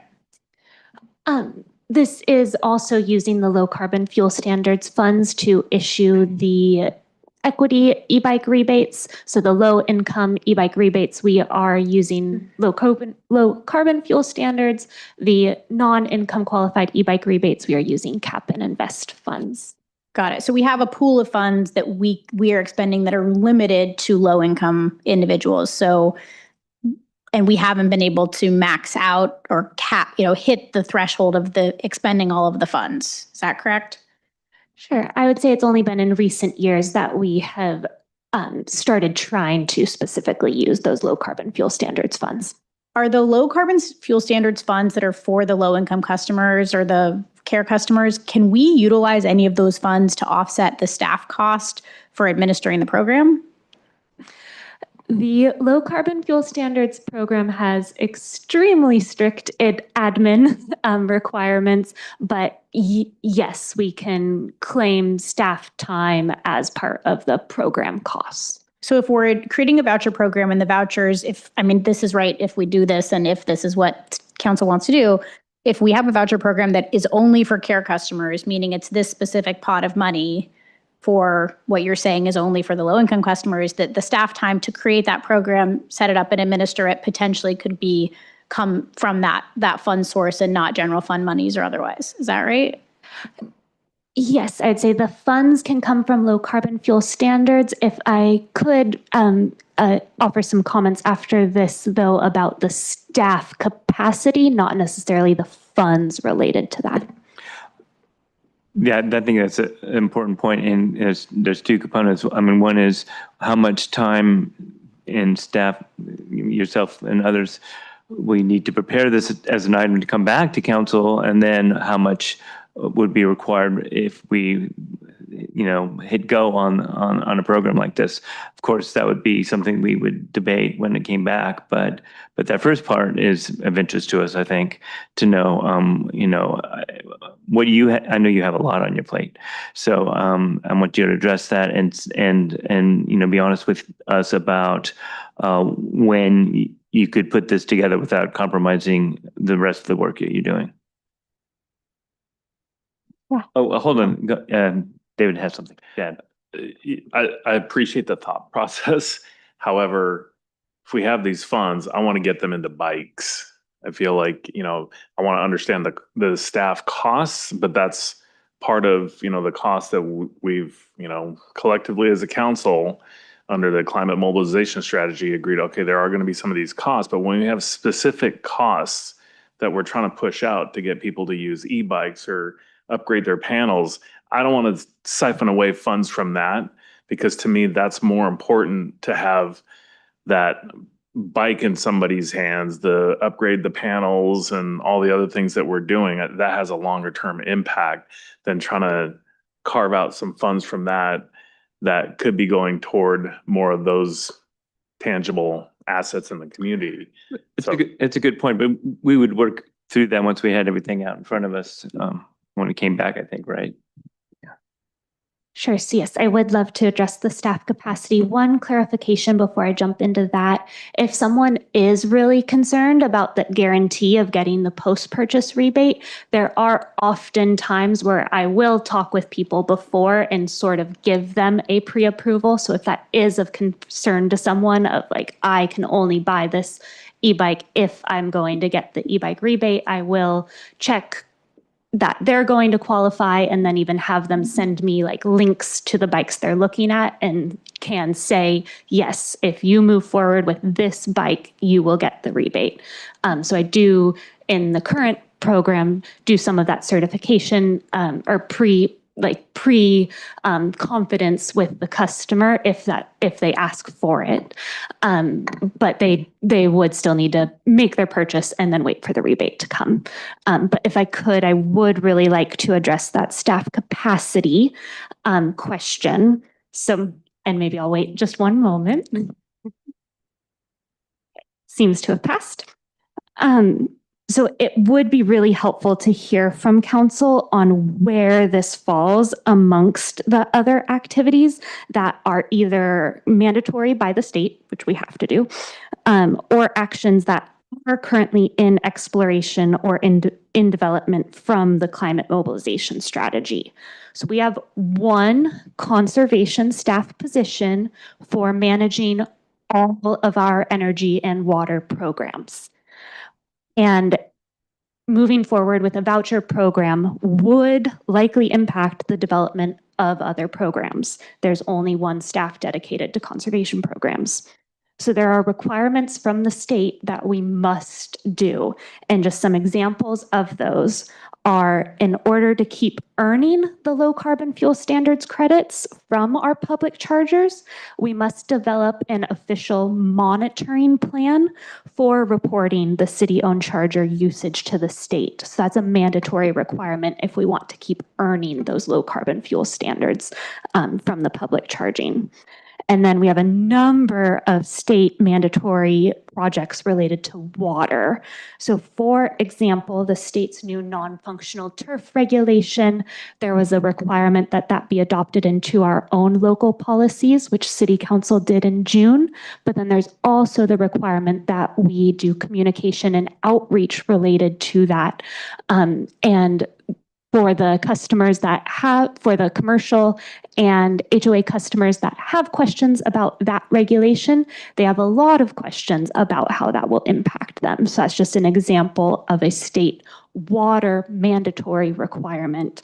And just one more that I'd like to highlight of a state mandatory project is we are currently in coordination with Sonoma Water and a GIS consultant to measure the square footage of all commercial properties with a dedicated landscape meter, and then also identify any large commercial properties that don't have a dedicated landscape meter and move them towards that. So those are some examples of the state projects that we must do. And then some examples of other programs that are in exploration or in development that would potentially be either paused or delayed, depending on where the potential e-bike voucher falls for council, are the development of a phase 2 of the affordable multifamily appliance replacement program with a contractor that was selected via a Northern California Power Agency RFP process. Exploring a partnership or an associated bonus rebate with the Bay Area Regional Energy Network's low and moderate income single family home program for building electrification. Looking at developing a battery management offering via OptiWatt, and exploring an improved online rebate submission platform option before our current platform annual renewal. So those are just a couple examples of other programs and projects in develop or in exploration or in development that this setting up the voucher program would need to be managed along with. So, I mean, obviously you're concerned about us kind of shoehorning this in as a greater priority to some of those other projects that you have on your desk. And I think that's definitely worthy of consideration. Personally, we have a program that's working, and I see that the voucher program is an improvement upon it. And I personally would allow some patience if some of that list that you just gave us were one-time projects that would come and go and hopefully eventually give you a little more daylight to work on this. I'd be happy to wait on it. I don't see that a really super immediate pressure to continue with this right away, but that's where I'm coming from. I'd like to get some other people's feedback on that one. Go ahead. I agree. I don't think there's like a huge urgency around this or like a, massive public issue that's like, we must address this urgently. And obviously, if you have mandates that are coming down from the state or otherwise, those are time sensitive. I did have one follow-up question. Can I ask that now or no?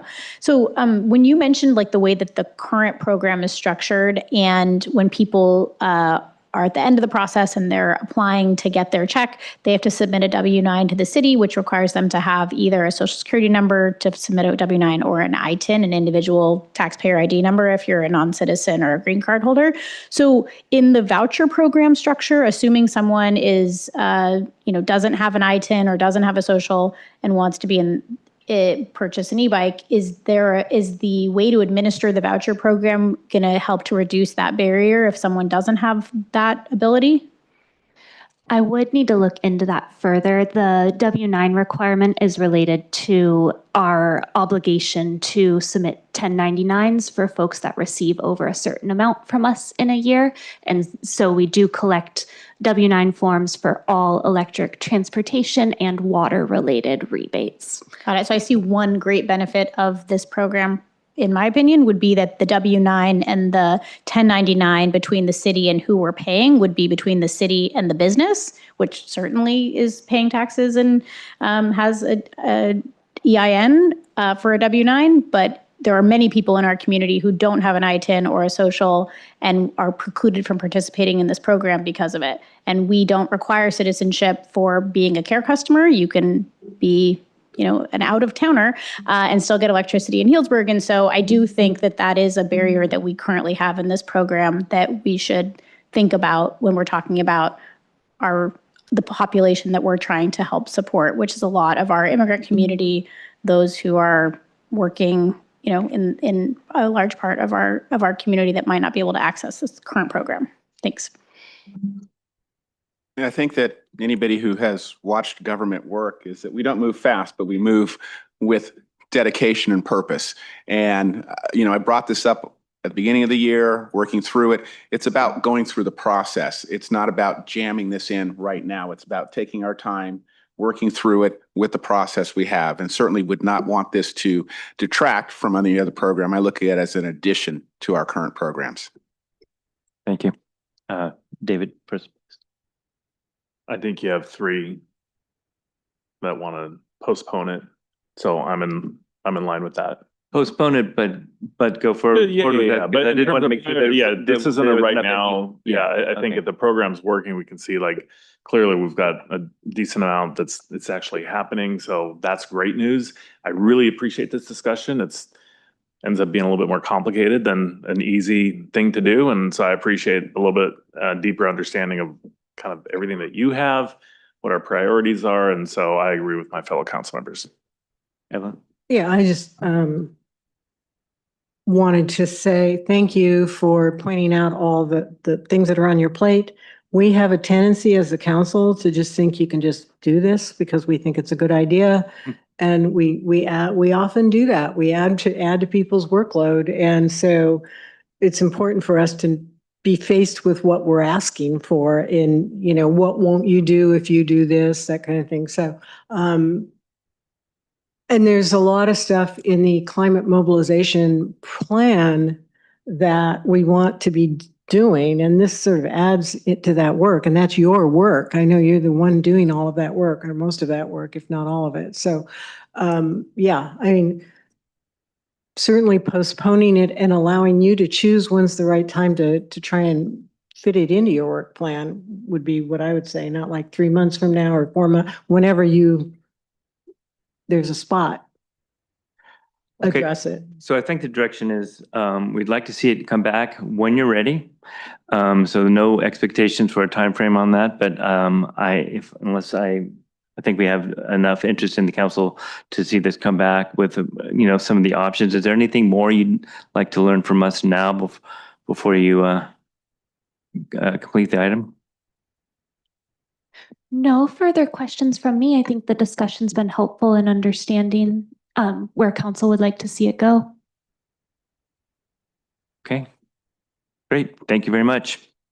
All right, we're going to move on now to item 8C, council request to appoint a representative to participate in water resiliency discussions. Okay, so I think we're all aware of the request that came from council member Marquez from Cloverdale, who's with us tonight. And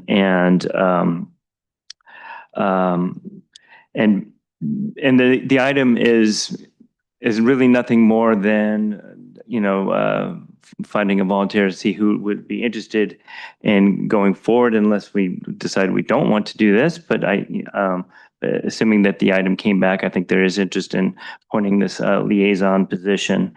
I'll just open it up for comment right now. Well, yeah, thank you. I appreciate the email and kind of putting this on our radar. And so I'd be curious to have a little bit of discussion of, number one, does Healdsburg need a point of contact? And if so, does that point of contact need to be a council member? Does it need to be a staff member?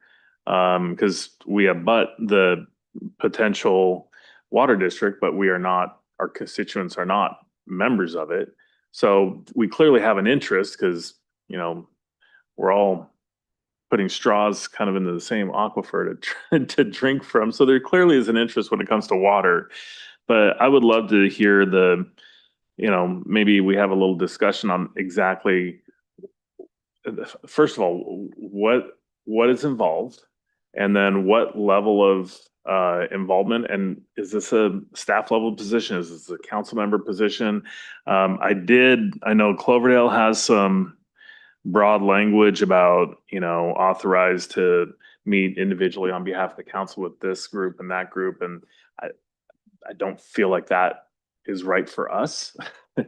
So I just wouldn't mind having a discussion. I think it's important to have a relationship with the water district, the proposed water district. And so that's so your question is basically the responsibilities of the role. Yeah, like what is it we're this liaison, what is the liaison doing? What are they reporting on? What's the involvement? Are they just going to meetings and coming back, making a report? Or is it something, we have a lot of things where it's at a staff level where they're in touch with the water district and getting updates and like minutia related to policy things. So okay, those are some of the questions I had. I think, well, I'll let everybody have a chance to speak here, and then we'll open it for public comment, and that'll allow Councilmember Marquez to address that question. Give us some idea of what you have in mind there, and anybody else who wants to speak at that time too, we'll bring it back and make a decision at that point. But who would like to go ahead? I mean, I would echo what Councilmember Hagley is asking, to understand what the role is. Council, is it right for one council member to be doing this? What's the big picture? What would be the goals? Is it a staff role more than, because it's going to be pretty technical, I'm presuming too. So I worry about kind of where we're going to get with this position that we're potentially talking about. Okay, so we'll go to city manager after comments are finished to answer that, I think, or chime in on that a little bit. But go ahead, Councilmember Kelly. So I'm posing the question, but I'm kind of posing it to whoever's going to be participating in this discussion in the audience as well. So I know that the water district, the Alexander Valley district that we've been, talking about, that was presented to us a while back from Mike Martini, that they are going before LAFCO, and there is a process that they're in, and there's a follow-up meeting at LAFCO in 2 weeks. So it's not like in the next, if there is intended for like Healdsburg to take a position on whatever's happening at LAFCO, it's definitely not happening in the next 2 weeks, because that is not, I don't think that the cadence in which we operate is going to be responsive to that urgent timeline, unless there is a need for Healdsburg to have a position at whatever is happening at LAFCO in 2 weeks, which would be helpful to better understand that. I think also in the letter from Councilmember Marquez, understanding that there are several agencies, several water resiliency issues at play, whether it has to do with what's happening in Mendocino County with Mendocino County Inland Water and Power Commission, the Sonoma Water conversation about IRPA and what might happen in Potter Valley, what's happening in Potter Valley, depending on, which headlines you're reading. So how much of this request is about general water availability issues, which obviously Healdsburg and our community are deeply impacted by everything that happens upstream from us, and how much of this has to do with the water district in Alexander Valley and what's being asked in terms of our participation, and also just the timeline and cadence. Is this an ongoing forever issue? Because water issues in California are an ongoing and forever issue, depending on the year. Or is this a short-term, hey, we need to be in these meetings, and these are what those meetings are, and this is why Healdsburg needs to be there. And I totally echo the sentiments of my colleagues of, is this the right role for a council member, or should the city manager or our water manager to be a part of those conversations? I mean, obviously, these regional conversations are different than operating the municipal water part of our city, but just those are the curiosities that I have at this time. Yeah, I think that this is an ongoing thing. It's very much like the Russian River Watershed Association. It's not so much whether we're there or not, but when you're not in the room, it doesn't seem important to you. And just having somebody sitting in the room knowing that, hey, Healdsburg is here, maybe we need to consider them. And I have worked with Adrian, I've worked with Andres, I've worked with Adam Gasca in Mendocino on water issues. I just think it would be helpful for us to, not necessarily, we have a little more flexibility that we have council reports that we can report back, and not so, official position of, appointing somebody. I don't think we would have a problem if we had someone going to these meetings and then during council staff reports mention what happened at the meeting. Not making it so formalized, but I think that ongoing, we are going to have regional water issues. And right now, we really don't have anyone that's recognized every time at these meetings. And I would be willing to take the time to go there, just being in the room, knowing that Healdsburg is interested in what's going on. I just one volunteer. Okay, thank you. So, sorry, just to clarify, Councilor or Vice Mayor Edwards, in what room at what meetings? well, that I think we will get to that, and Councilmember Marquez is ready to fill in the gap. I would also like to ask you to address whether, if any of these roles, not just yet, are a voting position, because it doesn't sound like that, and I think it's important for us to know. But first, I would like to check in with City Manager in terms of the staff council question. I'll offer a couple of thoughts at this point, and then obviously I'll be here with you to help if I can as this conversation proceeds. Several of you have touched on, but I think the scope of this potential assignment is important to define, and it, depending on what that is, might impact what my thoughts or guidance might be. As written right now, I don't have the agenda right in front of me, but it would be a liaison for water resiliency issues. That is an issue that we will be working on forever. Well, the other thing we've talked about is a specific role related to the proposed formation of the Alexander Valley Water District. And there may be shades of gray in between, right? Something that might be done in 2 weeks, or maybe it takes longer, or something we'll be working on forever. But I would just suggest to the council that thinking about that is impactful here, regardless of what the mechanism we end up arriving at is. And that probably changes what what my thoughts or advice might be as to what you do and how you do it. Personally, I would have some concern about an ongoing water resiliency role being served in this kind of capacity. It's just, there are lots of things we work on that are ongoing issues, but don't necessarily appoint one council member to be the point person for that. And so how that works, I think would really take a lot of effort and take a lot of thought to figure out what that means. If it's a more targeted assignment, if you will, notwithstanding the timing issues that Councilmember Kelly raised, and I've seen the same information you all have, but I don't have a perfect prediction as to what this LAFCO process looks like. Some folks in the room might have a little bit more insight into that, but it's finite and it won't be going on for that long. That might make be something easier for us to kind of define and achieve. None of that speaks necessarily. Often when you want somebody to be a technical rep and come back and advise the council on whether or not you all want to take a formal position on something, that would be something we do at the staff level. In all candor, we haven't had a deep level of involvement on this proposed district formation, which could conceivably impact us, but is wholly outside of the city.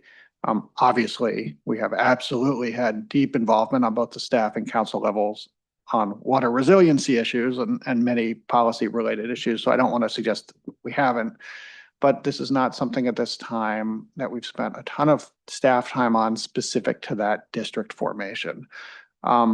So I understand why there might be a desire to get more involved. Whether the appropriate way to do that might be staff, council, or a combination of the two, I think is something we, if there is interest in moving forward with this, we should think about. The same conversation we just had on a very different topic then comes into play. There could be some capacity challenges. But I think that's worth thinking about. I think if the city is looking to get involved in something like a district formation at LAFCO, I forget who said it's very technical, but it's very technical. I don't know if any of that really solves this, but it just where my head is at this point.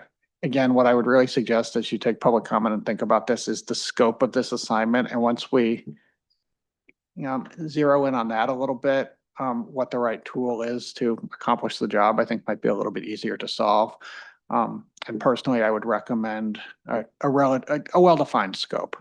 I think to designate somebody for all things water resiliency, as to the question about what room and when, there's going to be there's a limitless array of ways that the city can and will be involved. And I think a narrowly defined scope at this stage makes more sense and will make it easier for us to figure out what we do next. Okay, thank you. Go ahead. Yeah, sure. There was also one component that I didn't mention, I meant to, in my comments in the letter from the city of Cloverdale that's in our packet on item 8C that talks specifically about the LAFCO language. Cloverdale strongly supports the language prepared by LAFCO regarding the Groundwater Sustainability Agency and management. So there is some specific language in there from Cloverdale or in this letter that says the district is authorized to participate in a JPA that would act as the groundwater sustainability agency for the 2 groundwater basins, ... The district shall not act as a GSA in any capacity except as members of a JPA. So clearly to me, that was like some very specific language that had to do with LAFCO, that has to do with another entity, the Groundwater Sustainability Agency, and Cloverdale's, I'm guessing, because it's on their letterhead, official position about not wanting this particular GSA structure. And so I'd love to get a better understanding if that is that to me was relatively clear language, and just understanding what does that mean, and is that something that Cloverdale is asking the city to join them in taking a position on, or just any context would be helpful. Thank you. Okay, that's what you had to comment to. Yeah, I was just going to say, we have members of the Alexander Valley Water District here, and I would like to hear from them as well. Yeah, for sure. Okay, so we're going to open up to public comment. I'm going to suggest, if you don't mind, that Councilmember Marquez go last. and stay up for if any questions, since he's part of this agendized item. And I think he's already he suggested this conversation, and so he may be able to shed a little light on that. But at this point, I'll open it up to anybody who'd like to come forward and speak on this item. Welcome.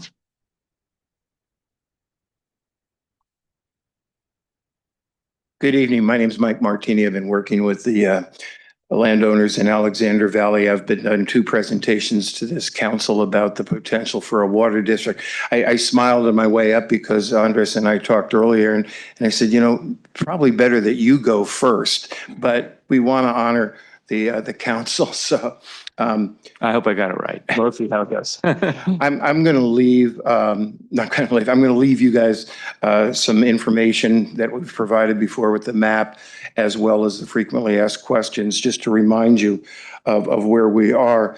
But we've come a long way. We've been doing this for more than 3 years. We've gathered the necessary signed petitions from the landowners in Alexander Valley to bring it forward to LAFCO. And that's where we're at right now.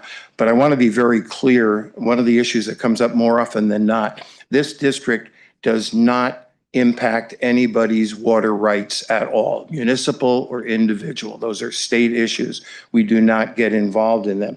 But what the water district does do is it provides an opportunity to maintain a water sharing program that's very successful, as well as a frost protection. And even most importantly, they talked about it already, but with the changes that are taking place with Potter Valley and the ERPA and everything else that's going on about the resiliency and sustainability of water, we're going to need to have a seat at the landowners and the residents in Alexander Valley need to have a seat at the table, because they're going to be asked to pick up a lot of the cost of not only the infrastructure, but the ongoing financing of it. So we've had 2 hearings at LAFCO. We have one scheduled for September 2nd. So we're actually getting close to the finish line.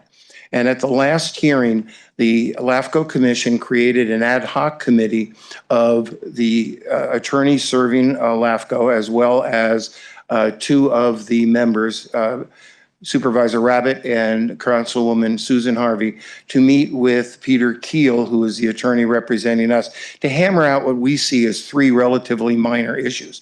You raised the issue of the GSA. We've already agreed to that language being in there.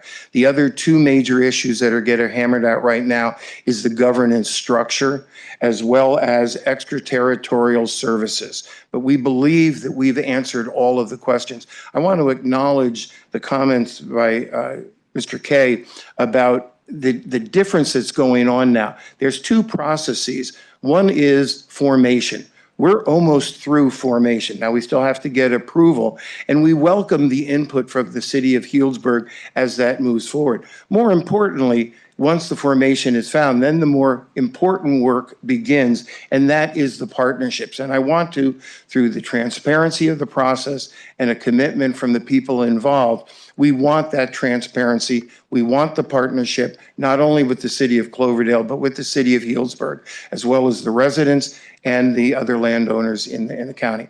Joining me tonight is Adrian Garialdi, as well as Dennis Murphy, who's the president of the Russian River Property Owners Association, and they're available to answer any additional questions. And I went a little bit over, and I apologize. Okay, thank you. Appreciate that. Next, please. Dennis Murphy, Alexander Valley farmer, president of the RRPOA, and petitioner for this water district. Once again, our emphasis is trying to set up a dialogue with the cities of Healdsburg, cities of Cloverdale, all other interested parties. We've spent better than 4 years meeting with groups, encouraging them to come to our meetings. And part of the ask of a liaison with you all is that we keep this information channel open on a regular basis. It's not really a technical looking for approval, although we would gladly accept your endorsement before LAFCO for us. You know, the sticking points that were mentioned by Mike, particularly the GSA, we have no intention of forming an individual GSA. In fact, if a GSA is formed, you are required to offer qualified agencies to become part of the GSA. Our purpose is to initiate the studies that need to be involved in looking at groundwater in Alexander Valley. And in order to do that, we need some power to investigate groundwater in order to get grants to perform some sort of, shall we say, exploratory information gathering. You know, a lot of water source information is private. Most of my water rights, you know, I have one. You don't know how big it is and you don't know where it is. And that's my private information. A district would be able to gather from the state of California general knowledge about how water is used in Alexander Valley, and particularly groundwater. And so the negotiations that are going on with the two staff or the two commissioners from LAFCO are to work around to get the workaround that allows us to perform Groundwater Sustainability Act functions before a formal Groundwater Sustainability Act organization is formed. And once again, I'm asking that you all look for somebody who acts as a liaison with us, is we can shovel information to, you can invite it to meetings, and because I think it's important for Healdsburg, a very lucky community that has two sources of water, two different, a river and a creek system that both during times of trouble can provide this city with water.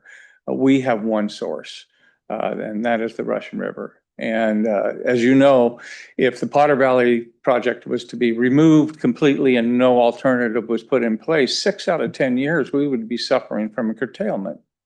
And you just can't farm that way. So thank you. Thank you. Next, please.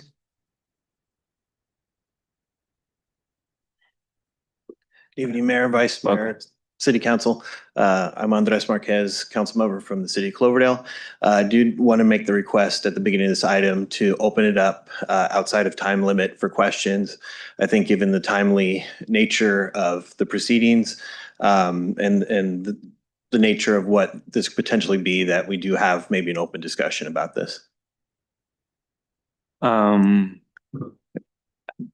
I think that's, I mean, City Attorney, do we close public comment and just allow Mr. Marquez to answer questions for us? Is that all right? If the council has questions for Mr. Councilmember Marquez, you could certainly ask him. Okay. And you can allow additional public comment after if you would like. There's no public hearing, so you have the discretion to handle it however you'd like. Okay. And I assume there is no other public comment at this point? There's one other person, yeah. Okay. Sorry, I will say it should really not be a discussion. I mean, all comments should be directed to the council. Yeah. And the council can ask its questions, but it really is not a forum for discussion between the council member and members of the audience. If they would like to talk, they are always welcome to do so after the meeting. Understood. Okay. There's one other person who wants to make public comment, Councilmember Marquez. So we're going to allow her to speak, and then yeah, you can have a seat there. That's fine. Hello. My name's Teresa Ryan, and I've lived here for 40 years. I'm also the chair of the Water Committee for the Redwood chapter of the Sierra Club. We've been following the LAFCO situation in Alexander Valley for as long as it's been going on. And we have had significant concerns about it. And one thing I would just say tonight is I do think Healdsburg should have someone who's paying attention to this, who's objective. We've had a lot of concerns about this formation that is not complete yet. In fact, it was turned down previously. The application was refused. And then last meeting, a couple of weeks ago, which I attended, there was new information. And so now the discussion is continuing about the formation of Alexander Valley Water District. There's been questions about governance, that a small group of people will be making a lot of decisions and other landowners will not be included.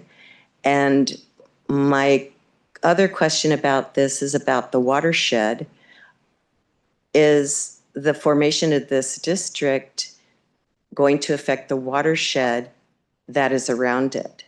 Because what I understand is that the tribes who want this water district formed are going to be putting in some significant wells next to the Russian River. So we all know the relationship between wells and surface water and groundwater. And I just would caution the city of Healdsburg to really pay attention to this and be objective. And tomorrow night, I'm going to a meeting at Enzo, where there's going to be the Russian River Keeper and several other water experts who will be talking to that community about this issue. So that's all I have to say. Thank you. Thank you. And just double checking that we don't have any more public comment tonight. Okay, thank you, everyone. All right, we'll bring it back to the council.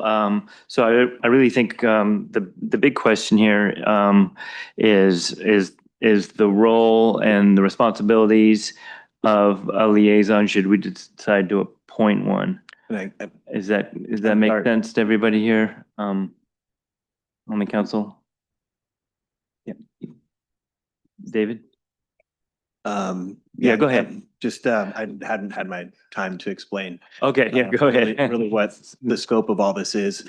I would say, the target assignment, that what the immediate need is that we participate, I would say the municipalities, City of Cloverdale, City of Healdsburg, in the proposal of the Alexander Valley Water District. And right now where things are at, the water district was denied and the appeal was allowed to continue. So there's an option that it could be passed or not passed. So I would say the immediate assignment is to establish the conditions that we would like to see, and then put that in a letter to the LAFCO Commission. So with my assignment as a council member in Cloverdale, I was really able to fast track that. I think if I left it up to staff or just something we would have in meetings, it would have taken a long time. So I was able to engage with the Russian River property owners almost like on every other day or daily basis, working with our city attorney and really establishing what the conditions that we wanted to have in our letter. And then I brought that back to the council at a following meeting. So that was one of the requests, is to also agendize, at a future meeting to, if there was a liaison appointed, that they can work on these conditions and bring them back to the council for full council approval. I think given the timing of where things are, with the September 2nd hearing, they might grant the appeal. That would give 35 days for the LAFCO staff to develop a modified resolution. I think it's in our best interest as a municipality to put our conditions forth. Once this water district's formed, that's going to be a forever thing. So why we might have conditions right now. I kind of see this as like a prenup, for a future partnership. So when I say water resiliency, that's the long-term goal. Where if this district were to be formed, we could all form a JPA similar to Inland Water and Power Commission, for a seat at the table for our region, amongst IRPA, to also work together on groundwater recharge funding and operations, since if we're all pulling from the same groundwater basin, we all can work together to recharge it. So that's where the water resiliency effort comes in as a long-term goal of the district forming. So if there was a denial of the district, that would postpone potentially the district creation for another year. So I think there's advantages to having the district form, but also I think that we need to have our conditions met as well. So that's where I was able, by my appointment being, regional water resiliency effort, was that I was able to reach out to other agencies and get everyone involved. That I think that might be a benefit to moving this along and having it work long-term for all of us. Thank you. Okay. Go ahead. So just from a logistics standpoint, so we have a council meeting today. Our next council meeting isn't until the 7th. The hearing is on the 2nd, which I actually put in my calendar already because I work in Santa Rosa. It's real easy to go down there. But you're saying if it's approved, there's an appeal period for 35 days? That's correct. And so appealed by who? Like people that disagree with the formation can appeal and want conditions added? The appeal was put forth by the Russian River Property Owners Association. They are the proponents of the Alexander Valley Water District creation and formation. So here today is the President, Dennis Murphy, Secretary Adrian Garialdi, and the strategist Mike Martini that are working with. I thought this was the hearing on the second was the appeal. So what's happened so far, it was April 1st was the first hearing. On May 6th, the formation was denied. Appeal was put forth, and the first hearing for the appeal happened on August 5th. At that meeting, what the LAFCO Commission decided to do, and staff did not expect this, was to continue the process of the appeal and continue the discussion with the expectation that the commission would do something other than deny is what they decided on. So they also formed an ad hoc, as Mike Martini explained. So the ad hoc commission, those folks are out of town. They will be back at the beginning of the month. So I think where I'm at right now, I think it would be a good idea for a liaison to be appointed. We can meet as often as we need, hopefully get the city attorneys involved and have everyone talk and work something out before that date.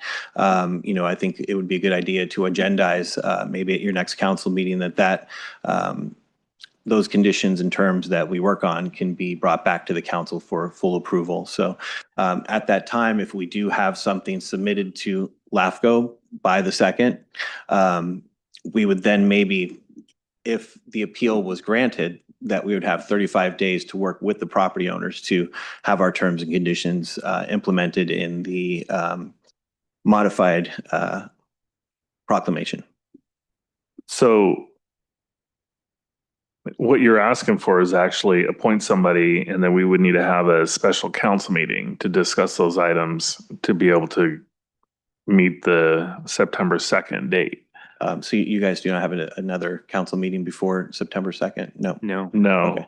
Our next meeting's on the 7th. So what I did with my council is I necessarily didn't have to bring the comment back to my council, but I was given the authorization that that comment would represent the city. So if you guys do appoint a representative, they would be able to, speak for Healdsburg on the conditions. And that was how we did in Cloverdale. Is I worked with our city attorney, and we came up with a comment that had very, very minor modification when I did bring it back to my council. But that's a choice that I decided to make, to just make that decision unanimous and have the support of my council, although I did already have the authorization. It wasn't necessary.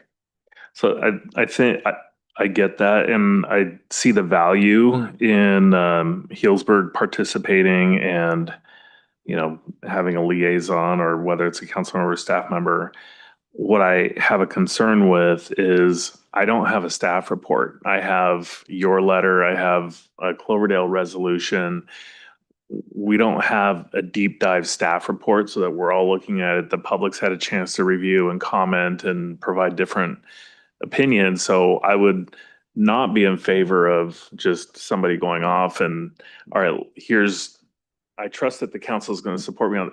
Granted, I don't doubt that we would pretty much be on the same page, but just I struggle with that aspect of it. That said, I do plan to be at that meeting on the 2nd.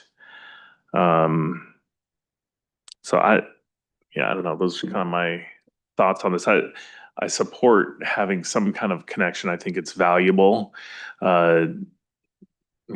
My daughter raises pigs in Alexander Valley. So I would say when we had this item come back to our city council, it was like, it's kind of one of those things, like an elephant in the room. We just kind of we got to negotiate right here. So we opened it up with the property owners, and we kind of hashed it out right at the meeting, because I think it was a lack of time that we really needed to move on this. So, the fact that I was working with our city attorney, I think gave my council the confidence that what we were going to put forth was supported, it wasn't just a solo mission, that somebody was taking their own opinion and bringing that forth. When you say you hashed it out in open session with the Property Owners Association, can you talk a little bit about what the issues were that the city of Cloverdale, because the city of Cloverdale and the city of Healdsburg are not within the boundaries of the district. But as said by the Sierra Club representative and, Captain Obvious, that all the water issues will impact the folks in the region because we're all in the same watershed. So can you talk about what it was that was hashed out and that you felt that the city of Cloverdale needed to take a position on to give kind of light to what it is that the city of Healdsburg might need to take a position on? So I think some of those things that we talked about were number one, I think educating the rest of my city council on what was going on with the proposal. I think my full council might not have had taken the same deep dive that I have. I've been attending the meetings with the property owners for a little bit over a year since they started their petition. And when it came to what we talked about at that council meeting, where really was pretty simple, was just making a clear definition of what the boundaries were. So I think the proposed map that was put out with the petition, some people might not have read that very clearly, and they didn't know if Cloverdale was in the boundaries or not. I mean, it's pretty clear cut that just drawing a better map would be able to do that. The GSA language proposed by LAFCO was one item that we did get everyone's opinion on. So that was hearing about just, not giving an ultimate authority that, we would also have a seat at that table. The other ones we talked about were the water sharing program and what would be defined now compared to maybe leaving things a little more open, that once the district gets formed, that's how it is. So I think I was taking some of the words that I heard from the LAFCO commission that we would have to potentially litigate, or LAFCO would have to litigate if some conditions were in there a little bit loosey-goosey, that we wanted to define what we felt was in our best interest as a municipality. So I think during that time where we were hashing things out was kind of just seeing where the property owners were as far as how they felt about some of these conditions that were in our proposal.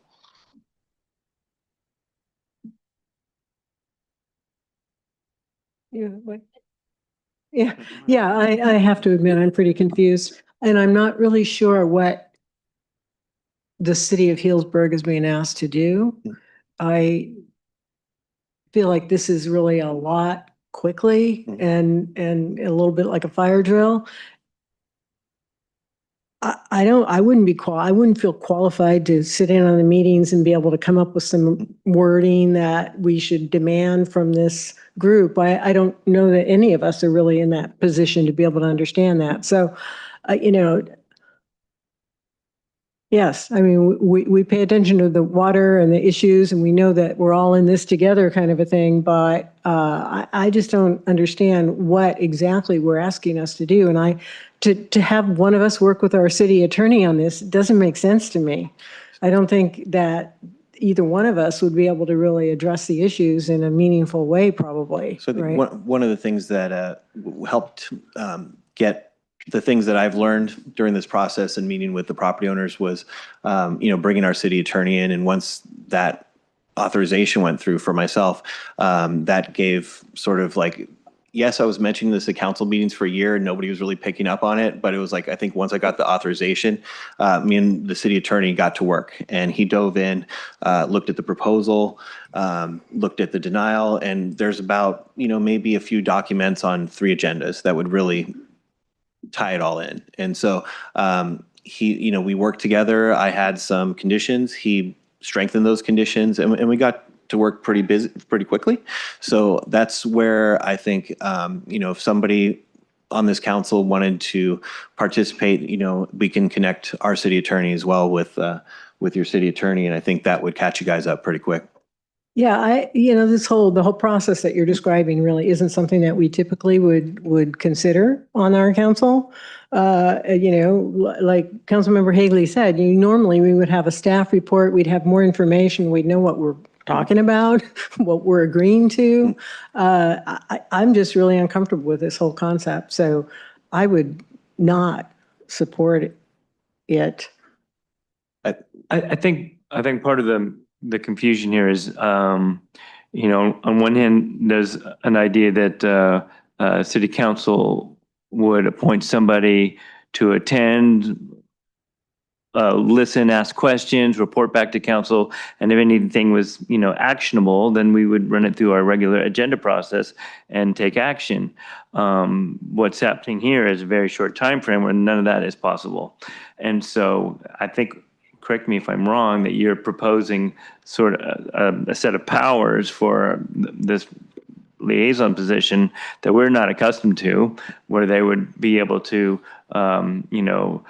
participate in a letter, or with the help of the city attorney and so on, for the city's point of view, but that person would take all the responsibility to do that without running by the council. That's just something we're not used to, and I think there's probably some discomfort about that. And unfortunately, the time frame makes that kind of the option that you're presenting. I would say that's probably, I say one option is to get something together for the September 2nd hearing, but another option is to have something for the potential follow-up hearing, and that would be probably 35 days later or another month past September. So I think that would give you plenty of time to bring that comment back to the council and still submit something.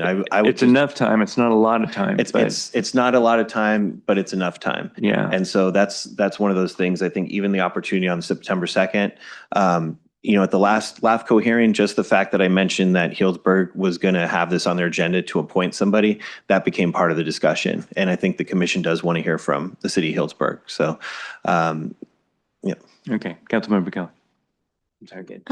So I agree with the comments, and I think, in a perfect world, we would have, when we first received a presentation about this item, maybe discussed it at that point in time a while back to say, hey, this is an issue that clearly will have impacts on the city in some capacity, as well as the watershed, and that we should have a council member, just like we all act in different boards and bodies, NCPA, different agencies, Russian River Watershed Association. We all are liaisons to various boards and bodies, and then we report back on those items. So I think, because obviously the time does not allow us to have a report back because there's an action that's being taken, and obviously there's going to be future ongoing actions. Certainly we should be, the city and the formal city leadership should be engaged on this issue because of the impacts. I think my suggestion, if we have to make a recommendation at this point, is that obviously the September 2nd meeting is a public meeting, and that any and all of interested parties who are out there listening and who are sitting on this dais should and can attend to hear what's being said. Our colleagues sit on LAFCO. LAFCO is not this mysterious body. It is council members and members of the Board of Supervisors who we have appointed to represent the city's mayors and council members to represent the cities on LAFCO. And so we know those folks. Certainly, if there was ever a question, what does Healdsburg think? I imagine those members would have reached out to us individually to say this thing is happening. And so now, because it has become, somewhat of a topic du jour, we are hearing, I'm imagining some people are hearing from people on LAFCO. I know I have, just about the curiosity of what does Healdsburg think? And it's about what? Specifically. So I think we have a city manager, we have a city attorney who are, very well equipped to communicate with your city staff. I would say if there is an ongoing or an urgent thing, not ongoing, if there is an acute urgent thing that's happening in the next 2 weeks, I would have a comfort level with asking our city manager and if needed, city attorney to engage on this issue, possibly by first talking to the Cloverdale city manager, who you haven't mentioned at all, which is interesting, that it's mostly just been the city attorney, but to engage with this Cloverdale leadership to just get a better understanding of in a phone call brief, what is the lay of the land as they see it, and what, if necessary, documents or process needs to be reviewed between now and the LAFCO hearing. Mm-hmm. I know there have been times in which we haven't had a meeting, but that we have delegated authority to the leader of our city, the city manager, to make a decision and produce something to represent the city. I'm not saying we need to take a position that's going to be, X, Y, or Z, but to say that the city of Healdsburg is paying attention to this particular process. We understand what Cloverdale's issues are, and if anything needs to be stated, that the city manager would be authorized to produce a letter in partnership with the mayor, as we've done at times, but not to say this is our official position on this particular thing because we don't actually know what that particular thing is at this time or have had the opportunity to kind of weigh in on it.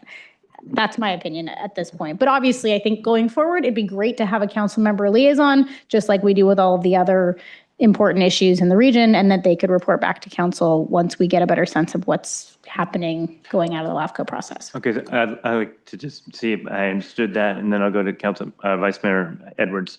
You're saying point a liaison for the future who would attend meetings, report back on the way we have somebody with these other boards, though we're not really certain which meetings to be going to exactly, but I think that we're focused enough on that that's not a big issue. But in the meantime, to authorize the city manager to act on behalf of the city of Healdsburg with this immediate concern. Is that Yes, what that's you my said? recommendation. And I don't even know if we need to appoint a liaison at this time because we don't know what we're appointing them to do. And so I think getting a better idea of what the meetings are, I don't want to send someone on a fishing expedition to quote unquote represent the city of Healdsburg, to meet with Sonoma Mater, to meet with people in Mendocino. We all can do that. We all are representatives of the city of Healdsburg. And I think if we're going out and gathering information, that's totally appropriate. It's one thing to like be representing the city in an official decision-making capacity, which we aren't yet ready to do because we don't know what those decisions are that need to be made. Well, and on the second, I'm sorry. Ron's been waiting for a long time. I'll get to you next. Go ahead. You sure? Yeah. Okay. the other thing I was going to add is on the second, we don't know if it's approved with conditions. It's denied. So there's a lot here. So I think I like the idea of having the city manager, making sure that like there's nothing onerous that would impact the city of Healdsburg in preparation for this meeting. But really, I think you're right. There's two different discussions. The liaison is I would want to have a staff report with here's the expectations like we do when we assign somebody in December, which isn't that many meetings away, when we're shuffling things around with what the expectations and what that would be. But I think for the purposes of this, there's a meeting on the second, and we've seen all of these things where you could get approved with conditions or changes. Now we have something to respond to, and it could be part of a staff report that then we review that feeds into the discussion of an ongoing liaison and what that position will be. Yeah, that really clarifies it. I think for the way we function, having our city manager work on this in turn, he can go quicker than we can. Since it's not agendized, we don't have a staff issue. And the second item is ongoing because we're talking about, this issue isn't going to end at the September 2nd meeting at LAFCO. There are going to continue to be water issues that are going to affect us, so that we would want somebody there. And I think that Councilman Kelly's suggestion might be the way to get us at the table with the cleanest voice possible at this moment, the way we function. Yep. Also, the ad hoc committee that was referenced earlier, that's a subset of LAFCO commissioners that were asked to kind of work this out in between meetings and come back with a recommendation after the initial denial and then the appeal to reopen. Susan Harvey from Katati is the council member on that, and Dave Rabbit is the supervisor on it, and they're working with attorneys and staff. So to the extent we want to know, we appointed Susan Harvey to LAFCO, I think, many moons ago.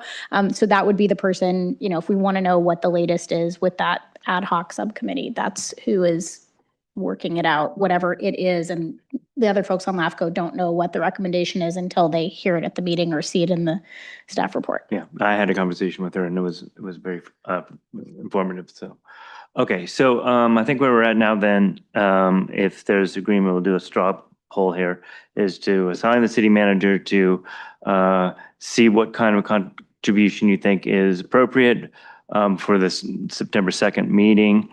And then in terms of water resilience liaison, to ask staff to come back with some better definition and scope of what that position would be. And then we'd look at it and select someone. Is that? Can I just have a caveat that, maybe it's tied to if it's approved. Because otherwise. Well, even, liaison you know, for- if they are approved, the members of the water district here tonight have asked for partnerships. So they're asking for a voice at the table. And as far as I can, if I've understood you correctly, I'm seeing a nod in the audience. Thank you. And So that's a start. That's one. Right. I was just going to add, if there was a delay in the formation, there's always the possibility that we could form an MOU as a regional entity, regional group. That may be down the road. Yeah. Okay. All right. Jeff. I want to respond to all of that and then maybe ask a couple of clarifying questions. I'm certainly happy on behalf of the city to engage. I think you all know my approach well enough to know it won't be my inclination to develop any kind of fresh positions of the city and express those before you next meet, but rather try to articulate what I think is general accepted interests of the city. Unless I hear otherwise, that would be my philosophy. In terms of the possibility of an ongoing liaison, I would like to get some clarification from the council on what, if anything, you'd like to see in terms of timing. For instance, does the council want to see it at your next meeting, an assessment of what that would look like? And if so, it would be helpful to hear more right now about what that is, because I heard ongoing, and as I said before, I'm not really clear on if the goal would be, I appreciate that the formation of this district might turn out to be a somewhat ongoing initiative, and there could be an interest in the council to have somebody engage with that from your body. And that would be one example. If the interest is truly ongoing water resiliency, that's a very different staff report from us in terms of who this person might meet with, what sorts of powers they have, what that looks like. So before we try to take a crack at giving you a report, it would be helpful to have a better sense of still what the goal is for that possible position, if that is something that the council would like to see. Well, you've laid out a lot of options there, and I think you deserve to have the time to put that together properly. So if part of your question is, do I need to get this to you by September 7th or 8th, whenever our next meeting is, I would say that's too much to ask, but go ahead. Could we say that if you determine in the next couple weeks that you think it's really important that this liaison position is created, we give you the authorization to come back and tell us that and talk to the mayor and agendize it? So if it is like, hey, we need a seat at the table, we need a liaison, it has to happen now, great. And if it's not urgent, then let's take the time and process and get it right. Does that sound okay? I'm seeing nodding heads. And we give you staff reports all the time that maybe you didn't ask for, so we can do that. Do you like how I didn't say that, but that's totally what I was thinking? Thank you for reading it.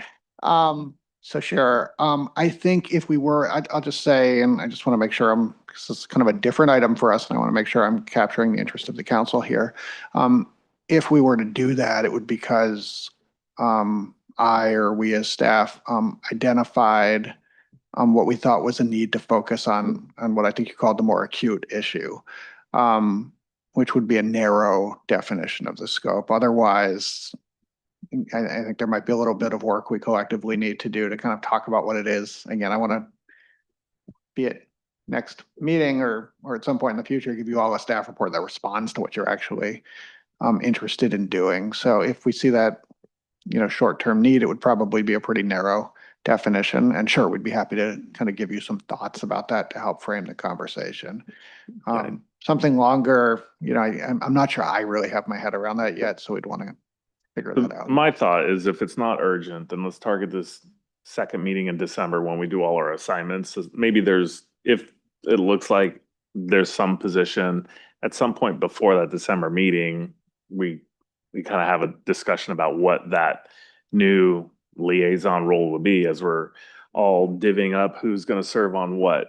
That might be a good time to, to use as a target for a non-urgent thing. That gives I'm comfortable with that, especially in light of Councilmember Kelly's suggestion that, go to a meeting if you want to go to a meeting. We can be there, right? Yeah. So, yeah, Go ahead. The other option would be, yes, everything that was just said. And if there is some sort of decision or process that needs to happen and we didn't want to appoint one person, we do ad hoc 2-person committees all the time, whether we need to write a letter to somebody or respond to a, legal issue. So if we wanted to, that could be another option. If that's an option on the table, city manager, if that's open, if you guys support that, to just say, we don't want one person, we want an ad hoc, and here's the reason why. But that would just be one other option. Okay. So I think the question is, do you feel like you have the direction you need at this point? I think so. Okay. Well, you know where to find us. All right. I think we're good. Thank you so much for being here. Thank you and very for much. contributing. Yeah, really appreciate Forward it. to working with y'all. Okay, moving on now to council reports on matters of interest occurring since the previous meeting. Who would like to go first? David. I have not a whole lot. I attended History Talks, Rails and Trails, about how the train came to Healdsburg. It was pretty fascinating. It's presented by our Station Area Specific Plan Community Advisory Committee Vice Chair, Matthew Lopez, and did a great presentation on that. Really fascinating, talking about how the supervisors are offering a certain amount of money to get the rail built, and it was basically a free for all, and people were forming, filing paperwork all over the place to try to get. Anyway, fascinating. And they have another one coming up this Saturday. Farm Town Forever, Dairy and 4-H, FFA, and HFFCF Traditions. It's 10 a.m. in the gazebo. It's great. You have kids running around playing, and everybody walk around, and you're sitting there in the slideshow and everything. It's a great experience. And then this morning I met with Fred Peterson and Pat Abercrombie to talk about some fire issues and kind of listen to their concerns, and that was it. Okay. All right. I was fortunate to go with some members of the Senior Citizens Advisory Commission to Rohnert Park to check out the Council on Aging lunches. So I had lunch down in Rohnert Park at their community center, senior center. It was very interesting. Also attended the Senior Citizens Advisory Committee workshop that happened last Wednesday, and they are really digging in on looking at the budget, the flat budget proposal that is put before them, and they are coming up with some creative ideas, really working on how to keep the bistro program going, and that'll be coming back to us in council. And then I did the Sonoma Mayor Council of Members, a member meeting on Thursday, and sat in for the mayor and heard a presentation that BAFA is coming back. They have worked their fine tuning. They are really working hard to have a better ballot measure in 2028 is what they're looking forward to, bringing that back, and a real split. They're trying to figure out more than just a parcel tax. There's 5 different areas that they're looking at, whether it be a head tax, a payroll tax. They're working with staff. They're available to city staff if they need more information available on the BAFA program going forward. I think it's a better way than they did it last time, that it was kind of quick, it was put out there, and so I think they learned a lot from the last attempt ballot measure.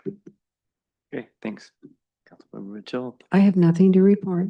Okay, Councilmember Kelly. As our representative on SCTCA, I attended a smart train and overcrossing walk at one of the projects in Petaluma that we're looking at. And it was very interesting to get to look at what their most important and kind of high pressing Highway 101 overcrossing is. So I got to experience kind of what other communities are, what some of the projects are that we're kind of competing against for the regional funds, and getting to walk that with Congressman Thompson, who is going to be representing most of Petaluma, who I don't really know. So it's great to kind of get to see what those community issues are down there and how much housing they are building near the smart station on the north end of Petaluma. It is exciting to see. And also, I don't know if they staged it, but they were moving dirt and doing all the stuff on the day we were there, which is always, funny.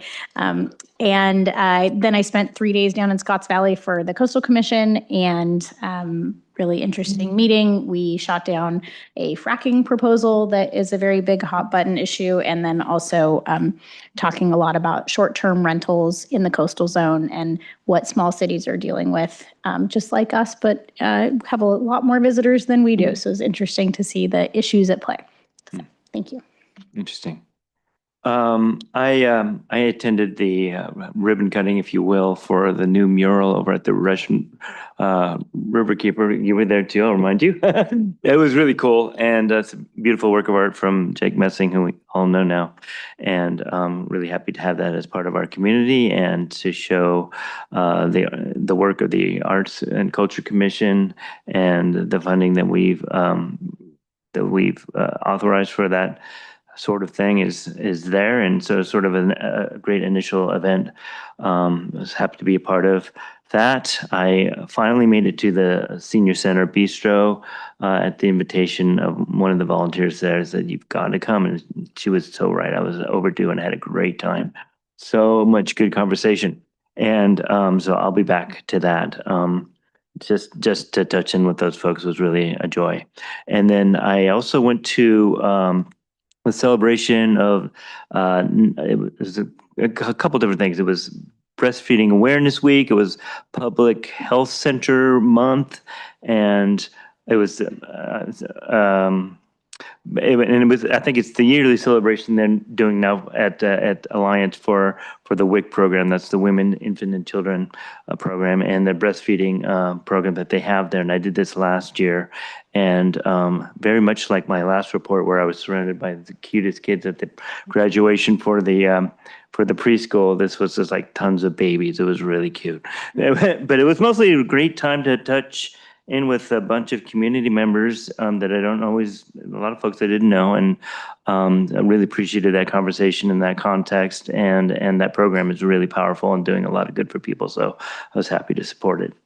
And with that, I adjourn the meeting at